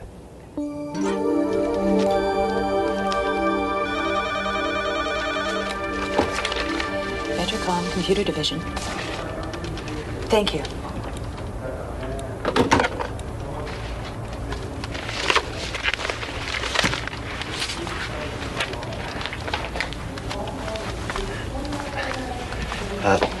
I had a 2 o'clock appointment. I'm sorry, Mr. Hamner. I realize you've been waiting a long time, but Mr. Dula is still on his conference call. Would you tell him I had another appointment? I couldn't wait.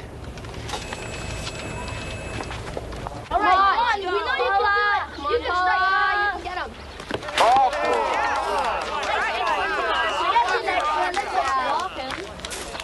Hey, let's see some smoke. Yeah. You tell him. Just do it now. Come on, concentrate. 3 good ones. We go. Right.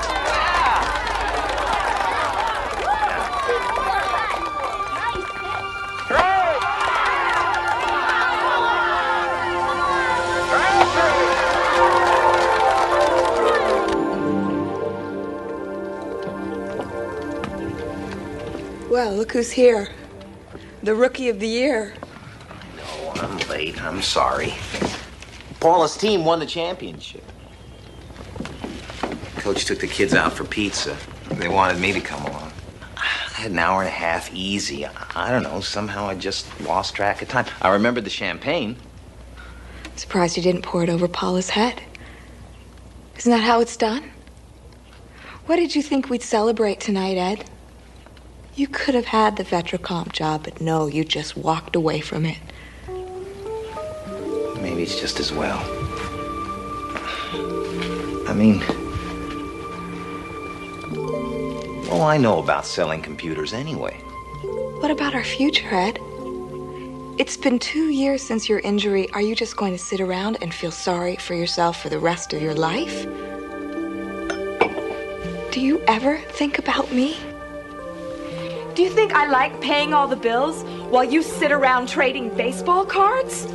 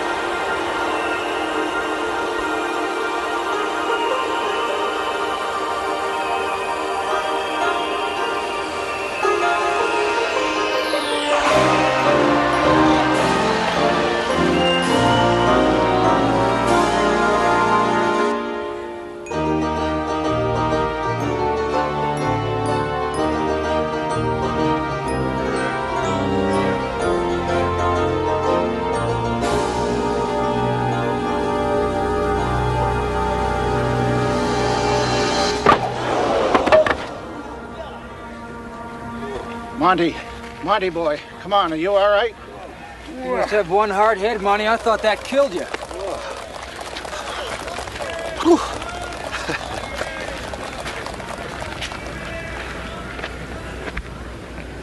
My leg. There's nothing wrong with my leg. Of course there's nothing wrong with your leg. It's your damned head that got hit. Maybe I should send Moran in to run for you. No, I'm fine. Well, come on. This ain't no fan dance. Let's play ball. Play ball!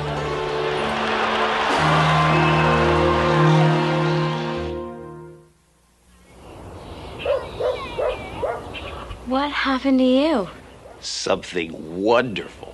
A busted nose is wonderful. And that's not all. Oh! Look at this. Oh, gross. I did it yesterday. Well, 78 years ago, really, but it felt like yesterday. It's a beaut, isn't it? A real strawberry. I got it sliding into second.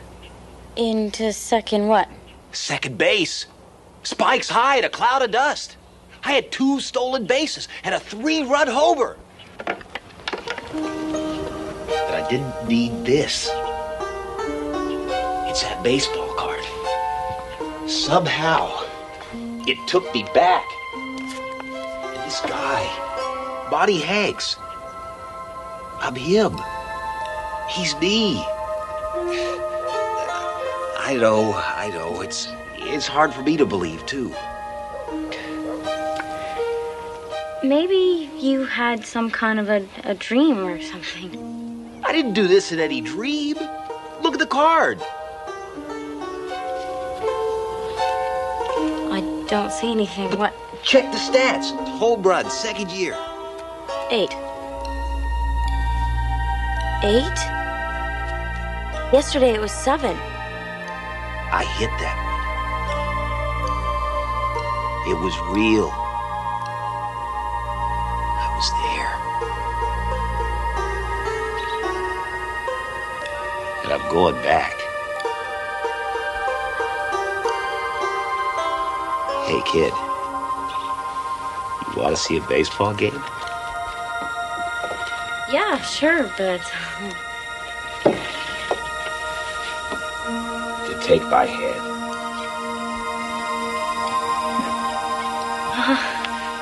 I don't know, Ed. This is a little weird. Hold on.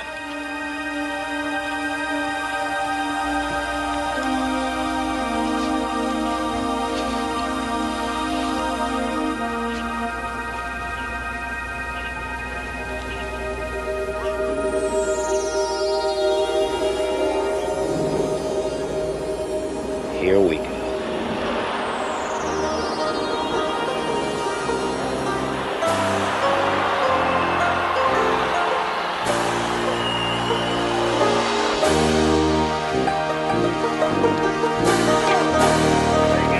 We get rough. Happened, Ed. Monty, you're late. Get that kid out of here. Come on, look alive. We got a ball game to win.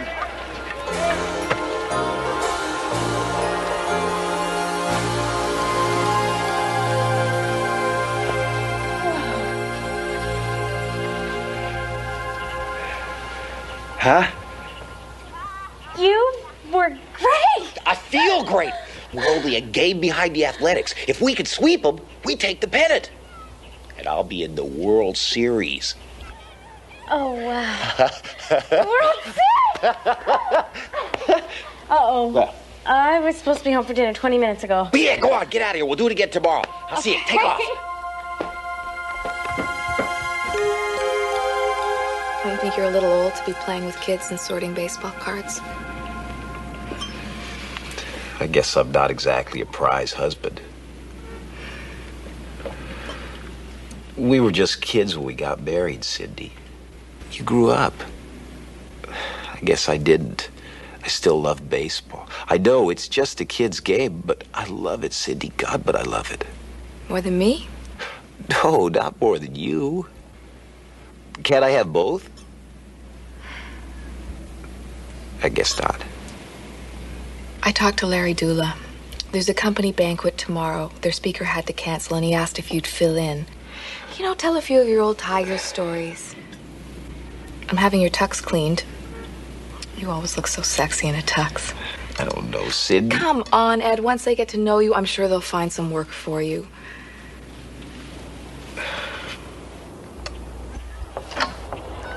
Oh, there you are. It's an early game today. I didn't want to leave without you. I can't go today. I've got an orthodontist appointment. But today's a big one. We beat the Athletics today. We clinched first place. Yeah, I know, but my mom will never let me get out of it. Especially for something I can't even tell her about. I'll miss you. Won't be the same without you there rooting for me. Well, I'll still be rooting. I'll just be 78 years away. Big dinner party tonight. I'm meeting my future employers. You're gonna be a coach? Computer salesman. Aren't you happier playing ball? It's not that easy, Paula. Not when you're an adult. I have responsibilities. And I was thinking about 1910. It almost seems like you belong there.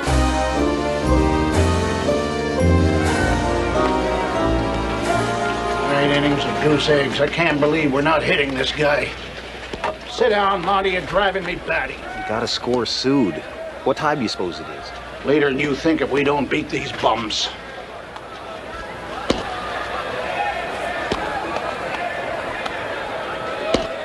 Ed?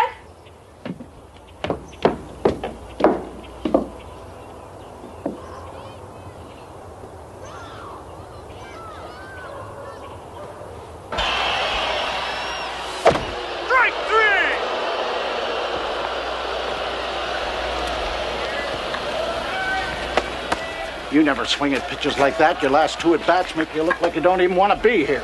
Swinging too hard, I guess. Yeah, well, now get out there and hold them. If they can do it to us, we can do it to them. Back, I got a problem. Oh, yeah, me too. If we don't win today, we don't get no pennant. Now, what's your problem? It's my wife. I promised her. Your wife? We're into extra innings. Mac, you don't understand. If I stay here, I stand to lose everything I've got, including my wife. I'm out of extra innings at home. What about here? I'm talking about the World Series. Are you nuts or what? Walk out of here and you don't come back. I mean that. Not tomorrow, not ever. Moran, take third. No. I'll finish the game. That's more like it. Now let's play ball.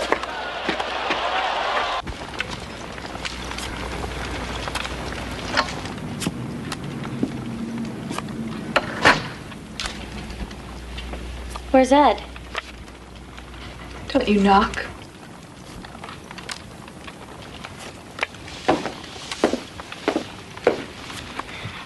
What are you doing to Ed's stuff? Repaying him? Each one of these cards is a day he wasted. Part of our lives he threw away. Look around you, Paula. I'm almost even. No. He'll be back. I know he will. Oh, yeah. Rookie of the Year always makes it home, doesn't he? What if there's no home when he gets there? Don't say that. He's a big man to you, isn't he? Big man. You know why he's so nice to you? Because you're a fan. Ed needs to hear him cheering, and you're the only fan he's got left. Ed just needs someone to care about him. It's all so simple when you're 12, isn't it? But eventually you'll grow up and you'll realize you can't play games for the rest of your life. You're wrong. Give it to me, please. Thought I didn't notice it. Ed's latest treasure? Showed it to me the other day. Is it special to it? No, it's my favorite. Ed doesn't even care about it. I like it because I told Ed it looks like him, but he doesn't think so. Lying. I remember now the stats. Same stats as the Rookie of the Year. No! I bought it for him. It cost so much, my mom will kill me. Please don't. Take it. Take it and get out. Oh, that's right. Cherish it. You're a girl, Paula. You're just a little girl. But you'll grow up, and when you do, losers like Ed won't look so wonderful. I promise you that. He'll always look wonderful to me. Go on, go home. There's nothing you can do for him.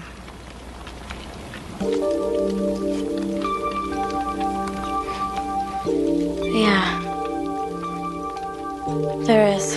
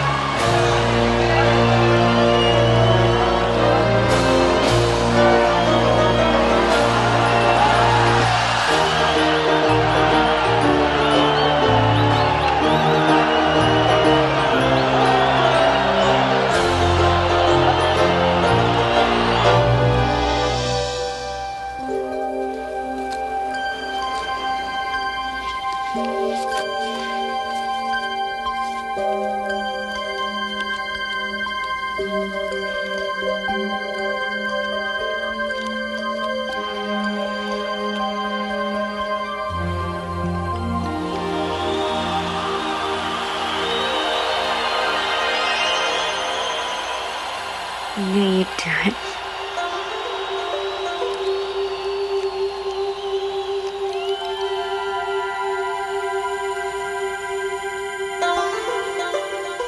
Ed Hamner, Monty Hanks.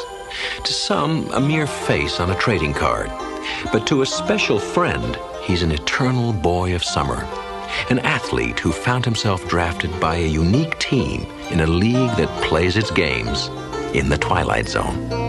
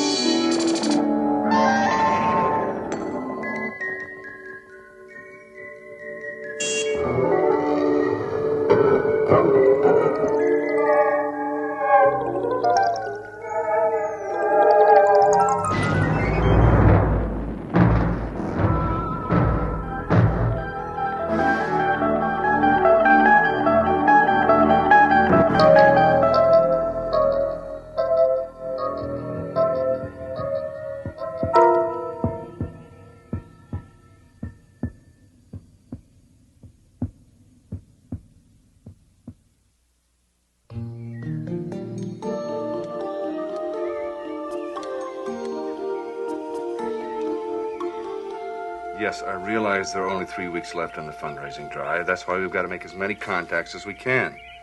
Uh-huh. Well, did you talk to him? Yeah? Jerry, everybody's tired. But we're too close to our goal to slow down now. Right. Yeah, I understand that, but... Well, look, all I ask is that you try, okay? All right, thanks. Bye. There dwells within this parish a modern-day apostle and master builder who lists among his tools of trade a Bible, a rosary, and a calculator. His name, Father Mark Cassidy. Age, 42. A fair and noble man who's about to discover one of his accounts is still open. That account is labeled Guilt, and it's concealed in a ledger stored in the Twilight Zone.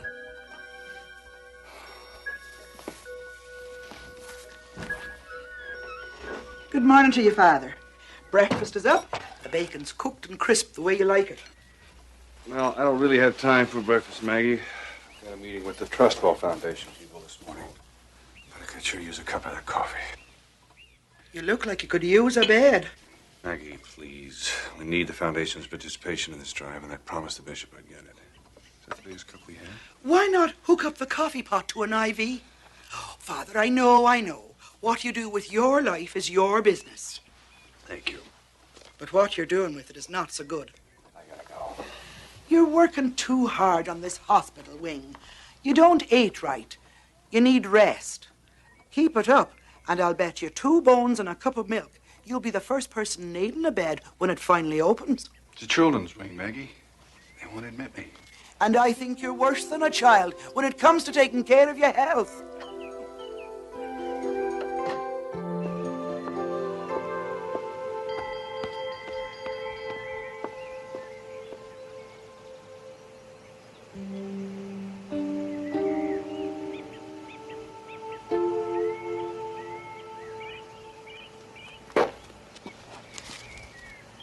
School bell rang, Billy. Well, at least go in out of breath to show you made an effort. Thanks, Father.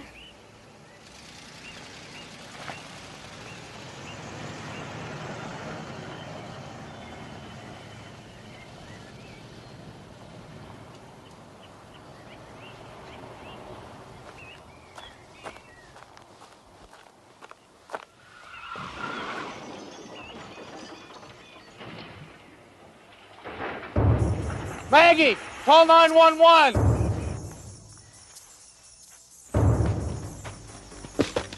Father Mark, what is it? Father Mark!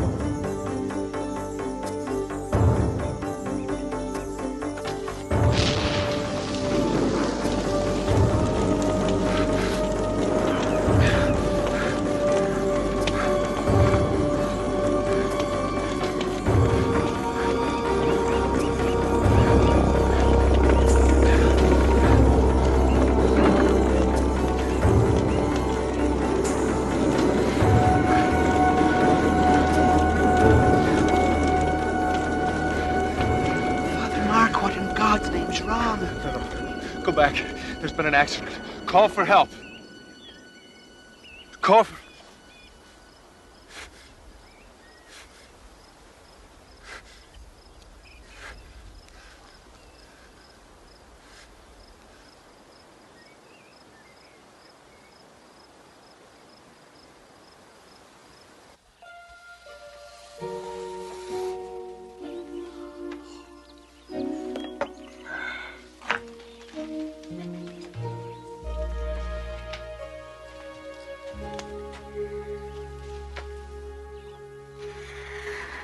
I remember that children's wing when it was nothing more than a dream.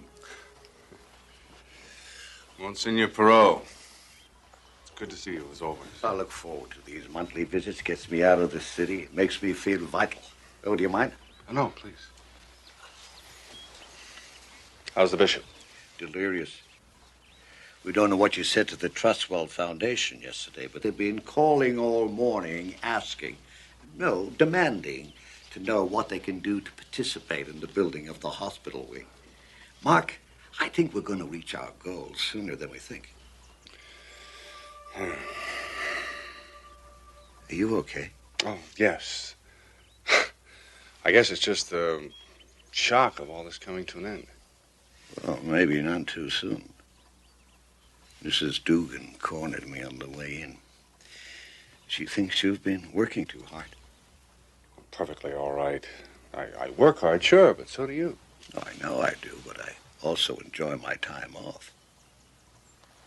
Mark, in the 20 years I've known you, I've yet to see you take a vacation. There was just too much to be done around here. I know. And if it wasn't for you, St. Timothy's would have closed its doors years ago. But you need a break, and I want you to take one.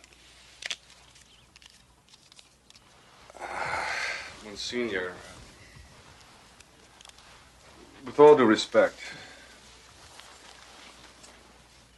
I couldn't take a break right now even if I wanted to, not with us being so close. Well, Mark. I made a commitment to those children and their parents to build them this wing. They're counting on me.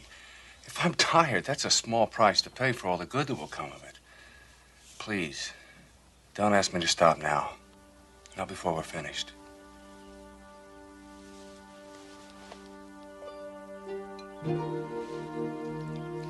And Father Damien looked at the leper as though he were his brother. And took the pipe from the leper's mouth and he put it in his own.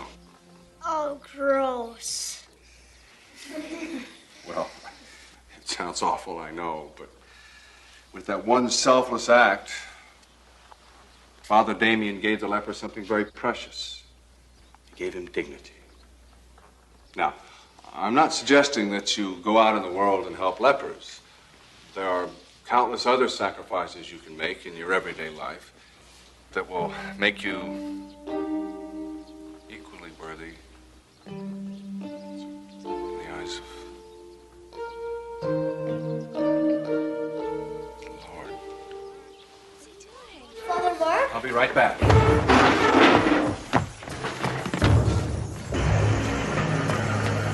Wait!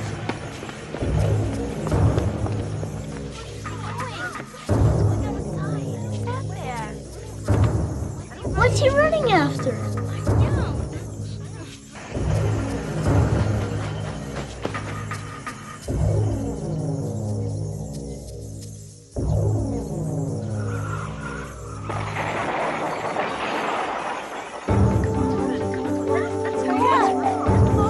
Let's go!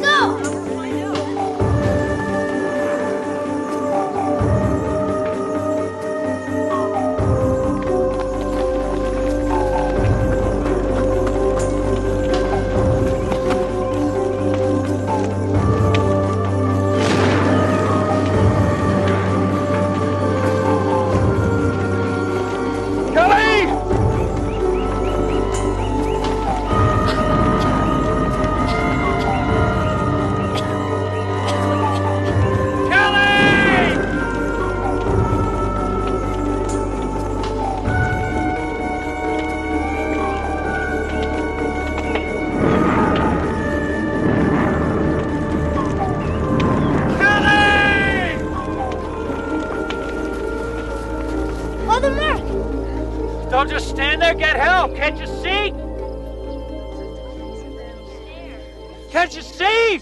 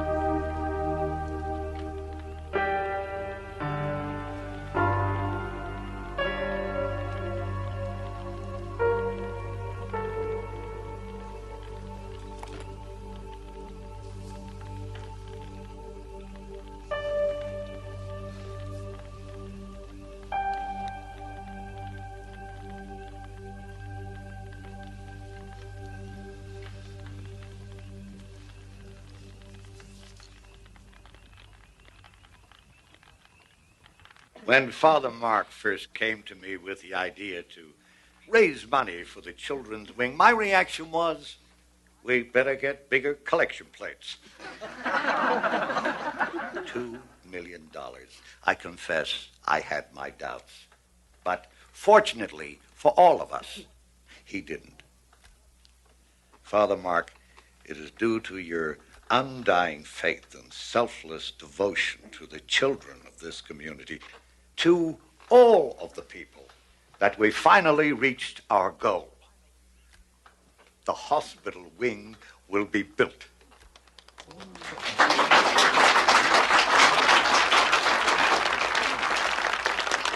And I'm happy to announce that from this day forward, it will be known as the Father Mark Cassidy Children's Wing.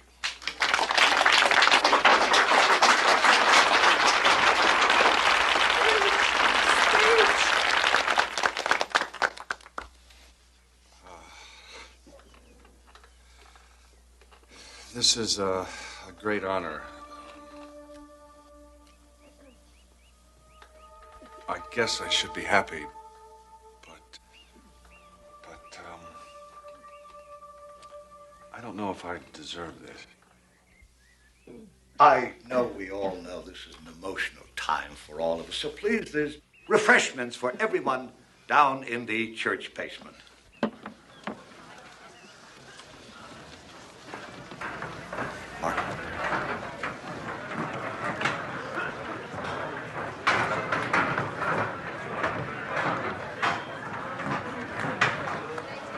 These are lovely grounds. I'm surprised you don't make more use of them. There's just no time. For people whose business it is to preach eternity, it's ironic that we can't take a little moment to ourselves every now and then. Oh, these roses are special. They were a favorite of a friend of mine. You know, the bishop is singing praises about you. He thinks what you've accomplished here is nothing short of a miracle. Well, please tell the bishop to reserve his praises for somebody more worthy than I. There are very few.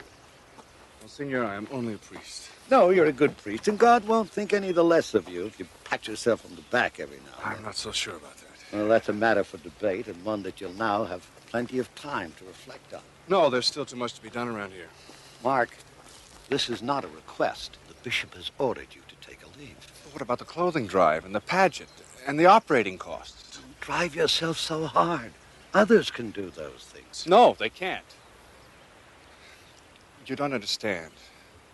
There's something God wants me to do. Something here, right here. And I cannot leave until I find out what it is.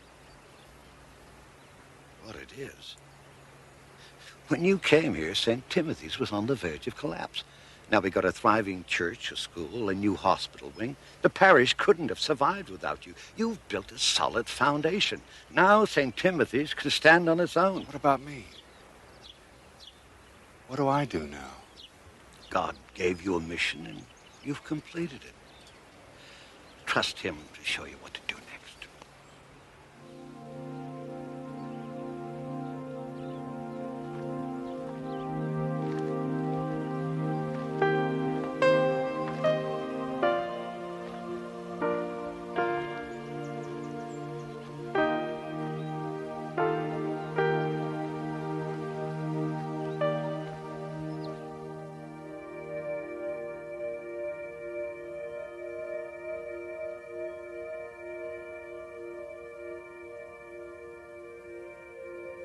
What do you want me to do? I live with Kelly's death every day. I keep hearing her crying, begging. Mark, help me. It was so senseless. Why her?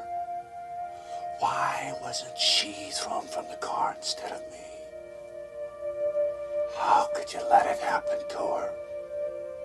It wasn't fair. I was the coward. I saw the flames, and I was afraid. I could have saved her.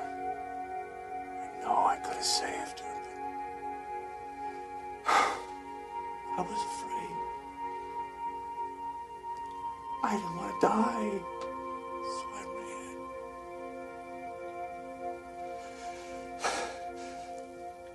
I know I'm not worthy of your forgiveness, but I ask your mercy. Haven't I atoned enough for what I did? Please, I cannot go on like this. Tell me, why is this happening?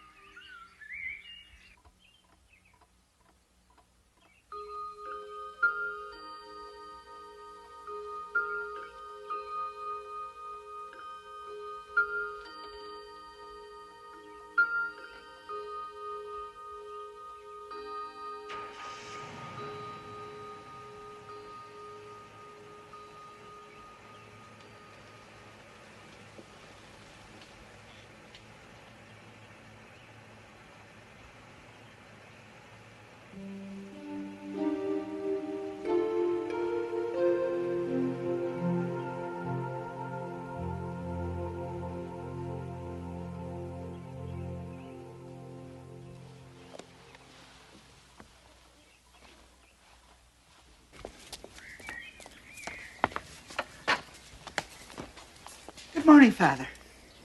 Yes, it is. You're looking extremely well this morning, Father.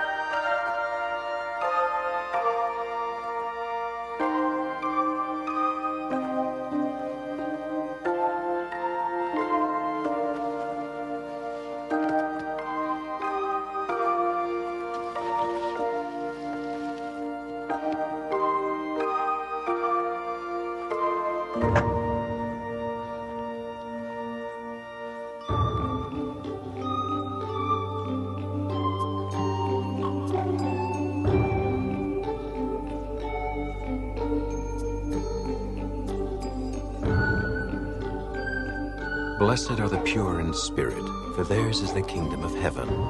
A message delivered from thousands of pulpits to millions of people yearning for peace, including one local parish priest whose road to peace and salvation crossed right through the Twilight Zone.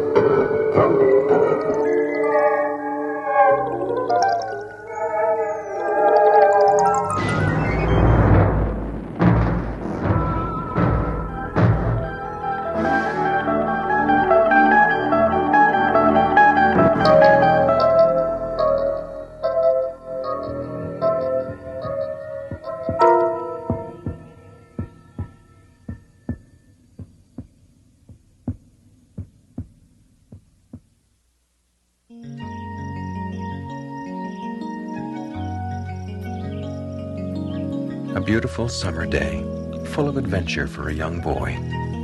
On the surface, a field like any other, soon to be covered with neatly arranged family homes. But today, this curious boy is about to discover a terrifying secret that could only be shared within the confines of the Twilight Zone.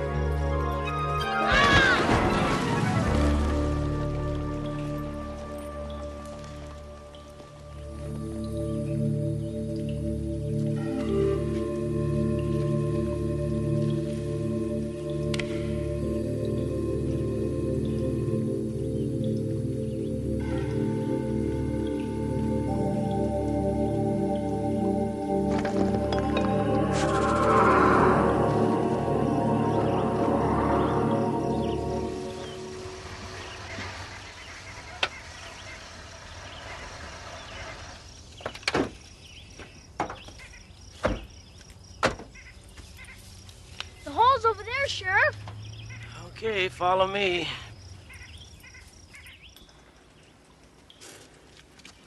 Watch your step there. All right, you're down. What is it? An old mine shaft? No, there weren't any mines around here. More like a cave entrance. What are those? Looks like some kind of drawings.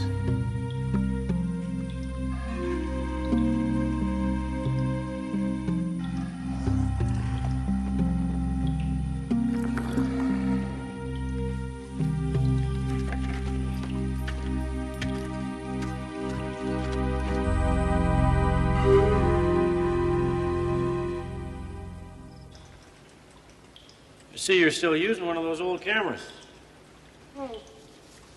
Gives the most detail. Well, this is the only part of the cave that we have the paintings in. Why is that, Dr. Klein? Well, we think that maybe they use this as a sort of communal area where they got together. We don't really know. All we do know is that you might just be the first person to enter this cave since prehistoric times. You mean since dinosaurs were around? Well, maybe not that long ago. But if these cave paintings are authentic, maybe as long ago as 12,000 years. How's that?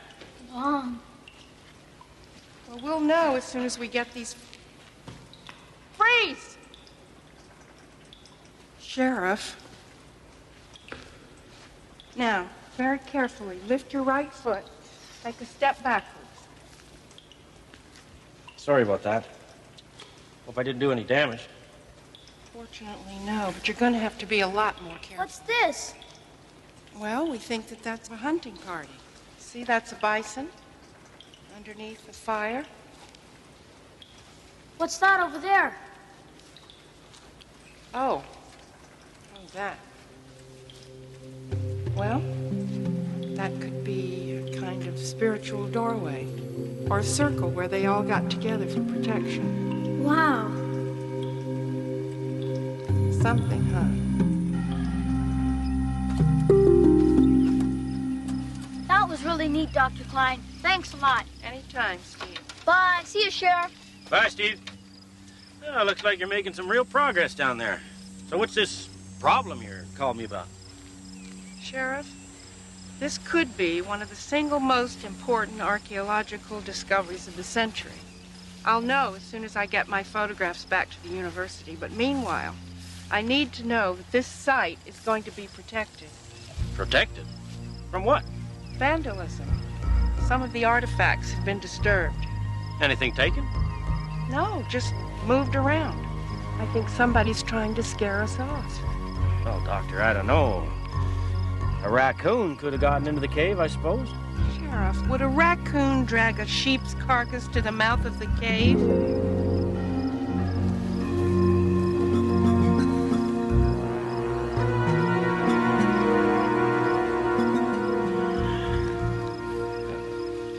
Maybe a dog or something. I don't think anybody means you any harm. This isn't like the city. Well, no offense intended.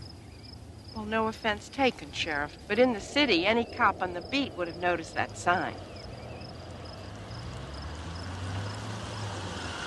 And speak of the devil, here he comes.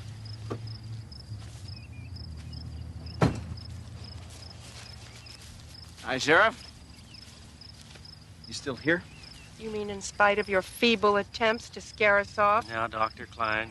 What's that supposed to mean? You know what I mean. She's convinced that you are causing trouble up here.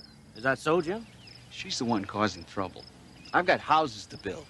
Now, just because they found a hole in the ground, my whole schedule's shot to hell. I think it's a little bit more than a hole in the ground, Mr. Hilson. Fact is, it's my ground. Now, if you want a couple of rocks and bones, fine. Take them and get out of here. Come on, Jim. These things take time. Oh, fine, fine. You want to defend the little lady? Little lady?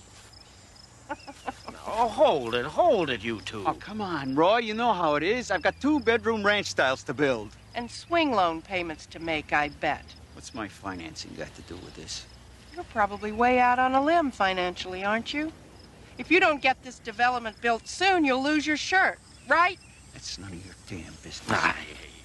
That's all right, Sheriff. I don't need protection. It's those cave paintings that are priceless that need protecting. And I'm going to recommend to the state that they be protected under existing law. So you can just forget your scare tactics, Mr. Hilson. Well, I'm not going to be shoved around by some ivory tower intellectual. Dr. Klein, I will look into the vandalism. So you just go on back to your dig. She can go back to her dig. But I'm going to court.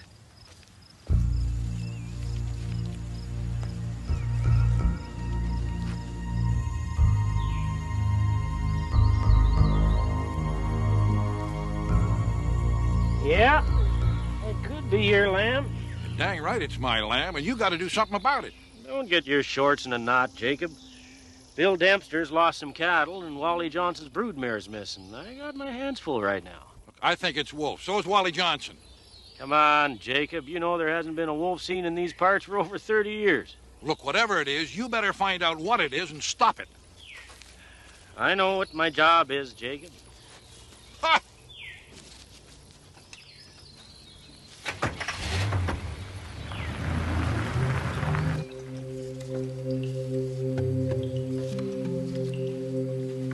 Dr. Klein, do you want to ride with us?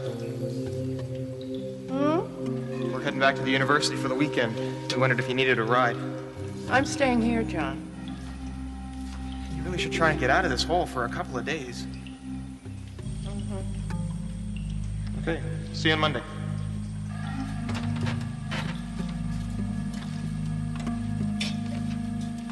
Have a good time.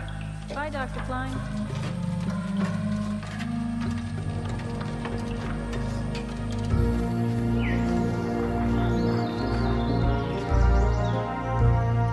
What the hell is this?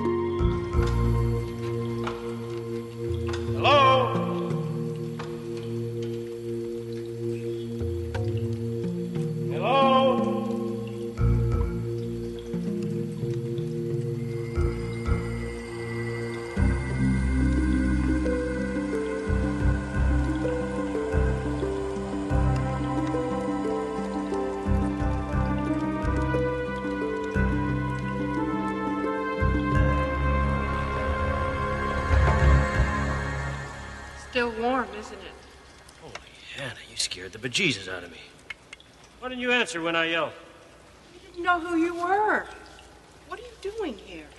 Tracking missing livestock. All the blood trails I've been following the last 2 days have led in this direction. And? And I think I may have an answer. The animals have been dragged into this cave and probably cooked right here. The problem is, who's been doing it? You got any ideas? Couldn't care less about some missing sheep. Who said sheep?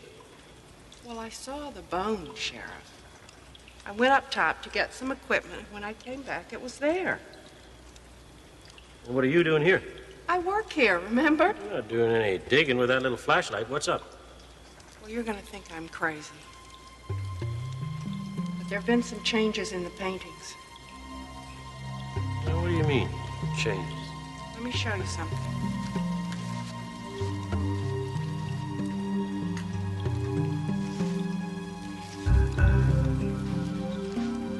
Take a look at this. Yeah? So? Take a good look. The hunter is on the right side of this little circle thing in the picture. And on the wall, he's on the left side. Looks like the negative's flipped. No, no, no. Look. Here, he's facing toward the circle. And there, he's not only on the other side of the circle, he's facing away from it. Well, I don't know, Doctor. Some prankster could have gotten into the cave and changed the paintings. Like who?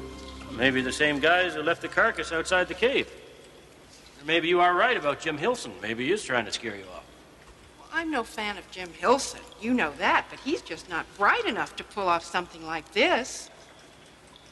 Anyway, these are authentic. And how do you know that these are authentic? Sheriff, I studied in the caves at Altamira, Casula Gorge, and Caplon. And I did my dissertation on the cave paintings at Lascaux. You just have to take my word for it. I know about cave paintings. Okay, so they are real. What's your explanation?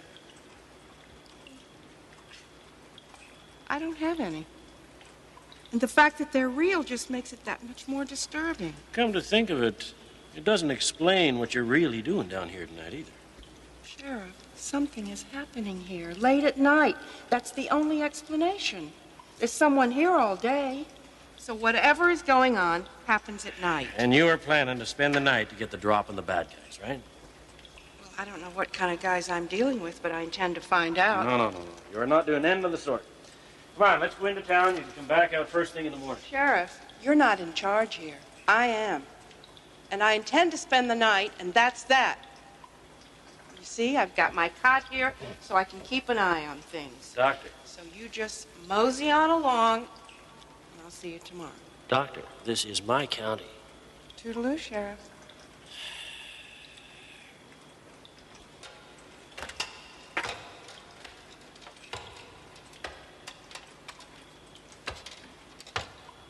Sweet dreams.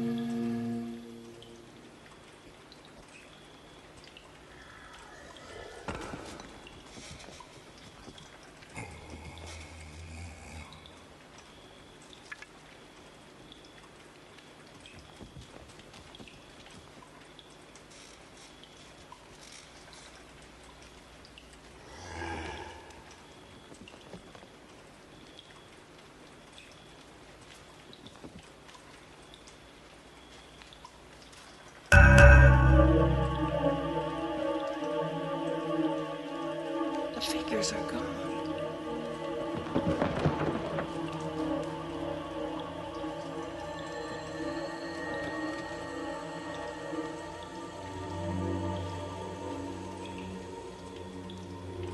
What's going on? Who's there? Who's there?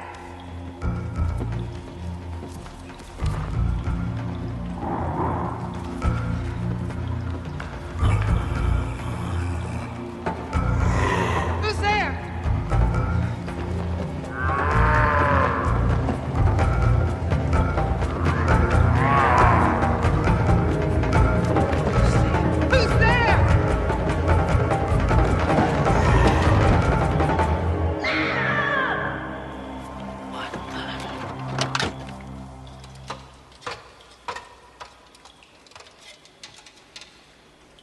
Dr. Klein!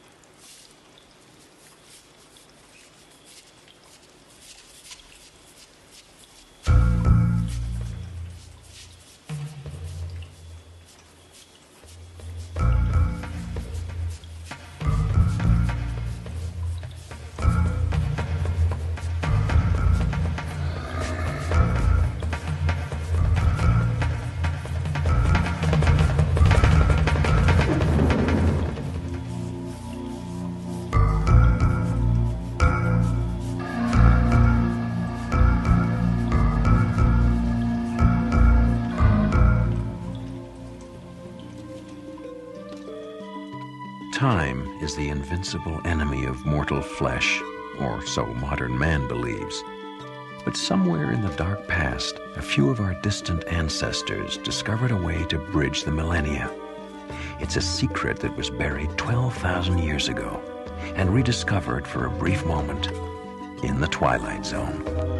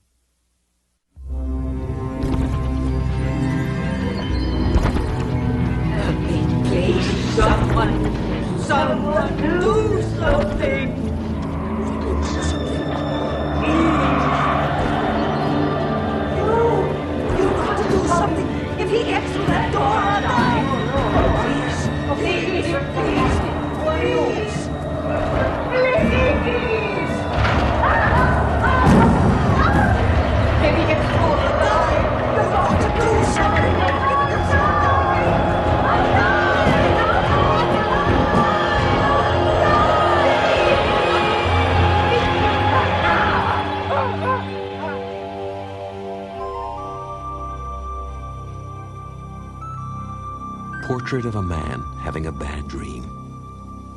His name, Roger Simpson Leeds. Place of residence, a retirement home. Roger Simpson Leeds, who since the death of his wife 3 years ago, has dedicated himself to living a life in which he touches no one and no one touches him. But now contact has been made, and Mr. Leeds is about to find himself touched by the Twilight Zone.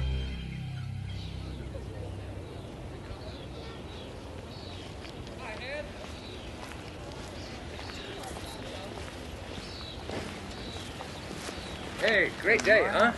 What do you got? Something good? Uh-oh. Thank you. Something, ladies. So, how's with that son of yours and the kids? All right, I suppose. Suppose? I thought they were supposed to be coming up to visit this weekend. I told them just to...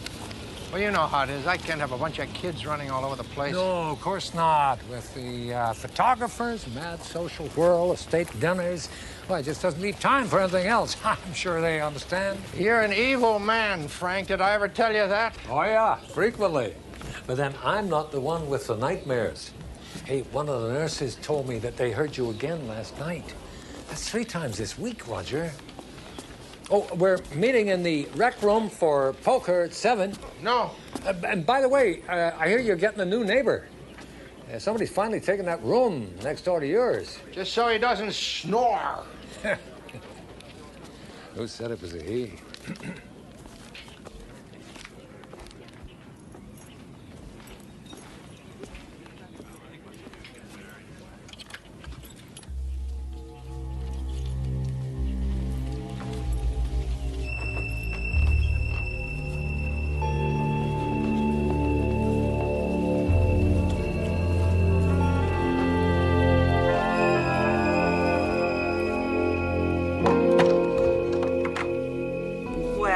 Aren't you going to say hello to our new guest, Mr. Leeds?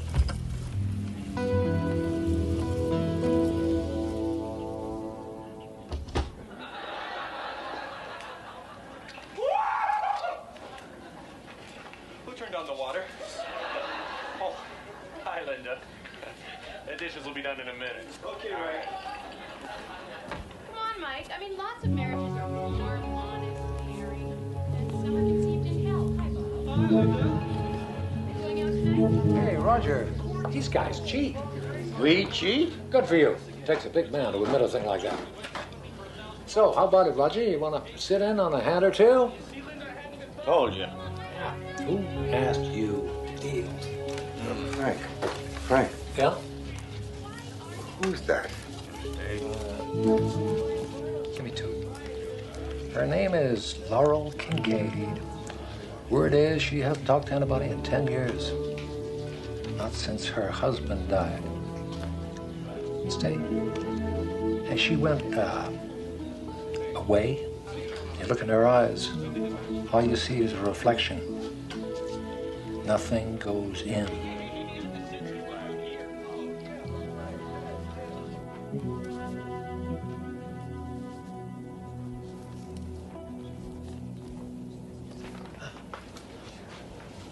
Roger? You okay? Oh, yeah. I'm surprised you're not asleep. You're usually upstairs by 10. No, I don't feel much like sleeping. You want to talk about it? No. Frank, why don't you just go away? Leave me alone. Because I'm your friend, damn it. We used to talk, remember? 20 years. That ought to count for something, Roger.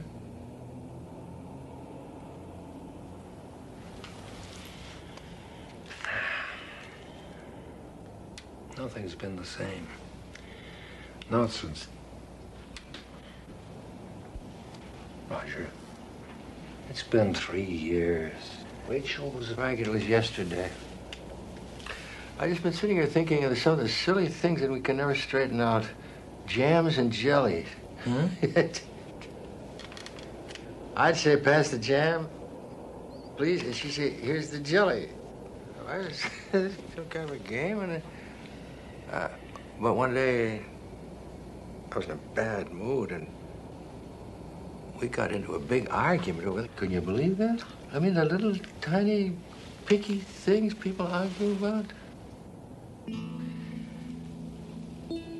Oh, I miss her so much. I know.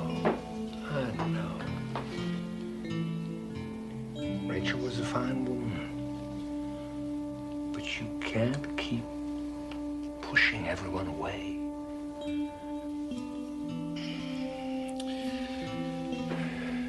I never knew I needed her so much until she was gone. When I had my first heart attack, she held my hand. And she said she'd never let go, no matter what, as long as I held on. She believed in me. I would look in those eyes. There was nothing there but love. I felt I could do anything because she believed in me. I wonder what she'd think about me now. What? What's happening now? Come on, Roger. Talk to me, Roger. Talk to me. No, you think I was going crazy? I'm half convinced. Well, my old father, he never said much of anything that was useful, but he did tell me two things. One, that love never dies. And two, that we're never given anything that we can't handle. Truly, truly. Frank, please. Don't worry. I'm okay. You know I don't like it when you make a fuss like that, Frank. All right. But if you change your mind, if you need me, you certainly know where to find me. Well, that's about the most we've talked in almost a year. We ought to do it more often. Good night, Frank. Good night, Roger.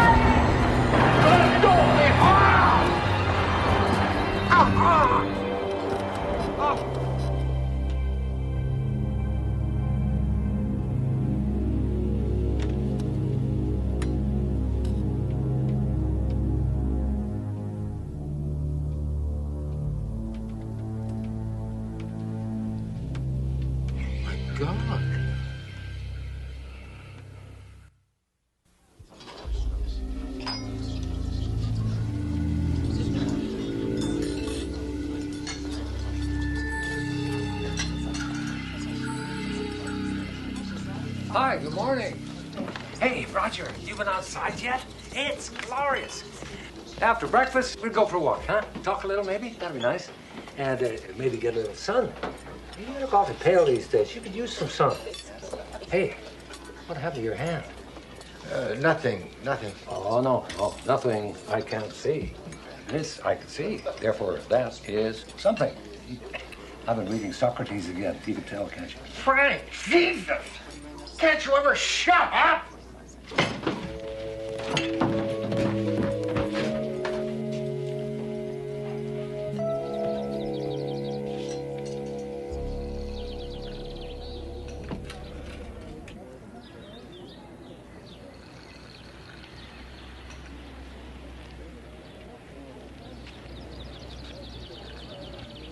My name is Roger. I think we met. I would just like some answers. I need to know, am I losing my mind? That is you, isn't it? In my dream? Even before you got here, even before I saw you, you were there, weren't you? Well, what do you know? He's actually talking to somebody of his own free will. Of course, he would pick somebody who doesn't even know he's there. You must be able to hear me. You picked me, called me. Somehow. What I can't figure out is, why me? They tell me you haven't spoken to anyone since your husband died. So, what do you want from me? You want me to protect you from that thing? Is that it? Because if it is, Miss Kincaid, please, find somebody else. I can't protect you against it. I couldn't protect my own wife when she was dead.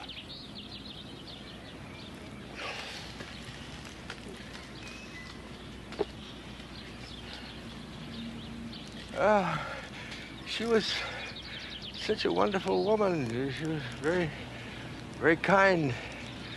You'd love her. And on Sunday, the kid... I couldn't. You know,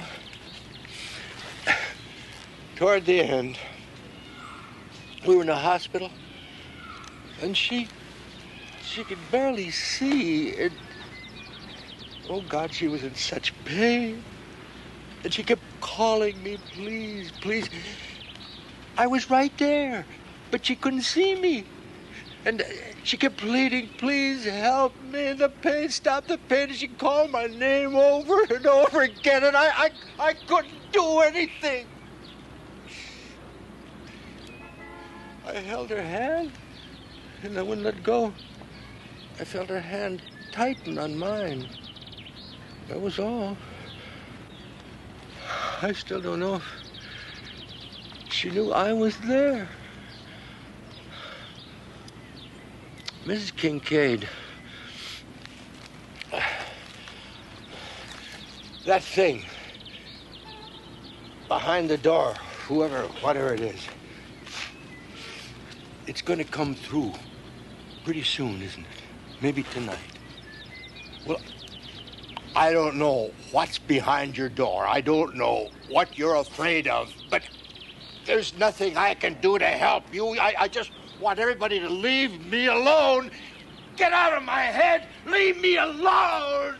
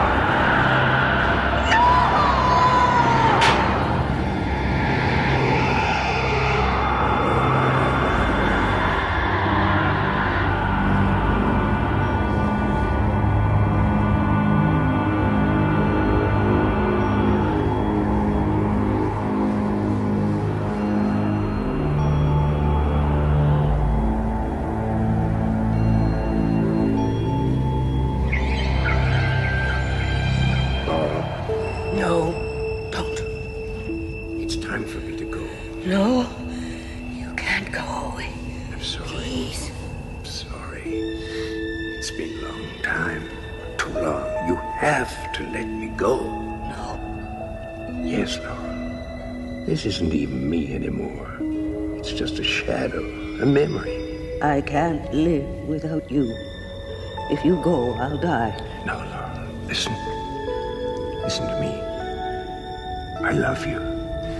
I want you to go on. I need you to go on. For me, so that my life will have meant something. For me and the kids. For what we had. 40 beautiful years. You are always so strong. You are always there for me. Now I want you to be strong for me one last time. It's all right. It's going to be all right. But I need you to let me go. Live, Laura. Please.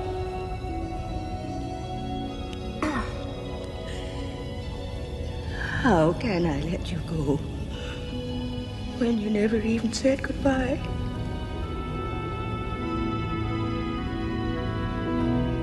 Goodbye, Laura. My true, my greatest love.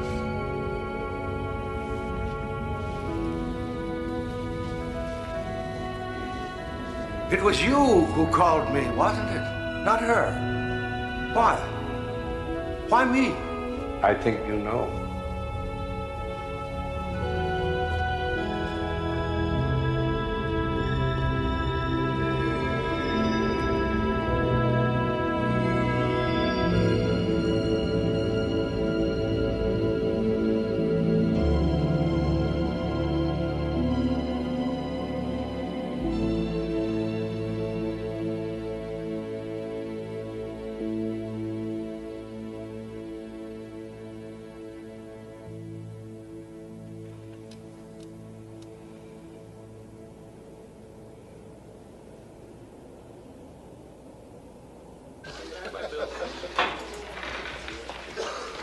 Frank!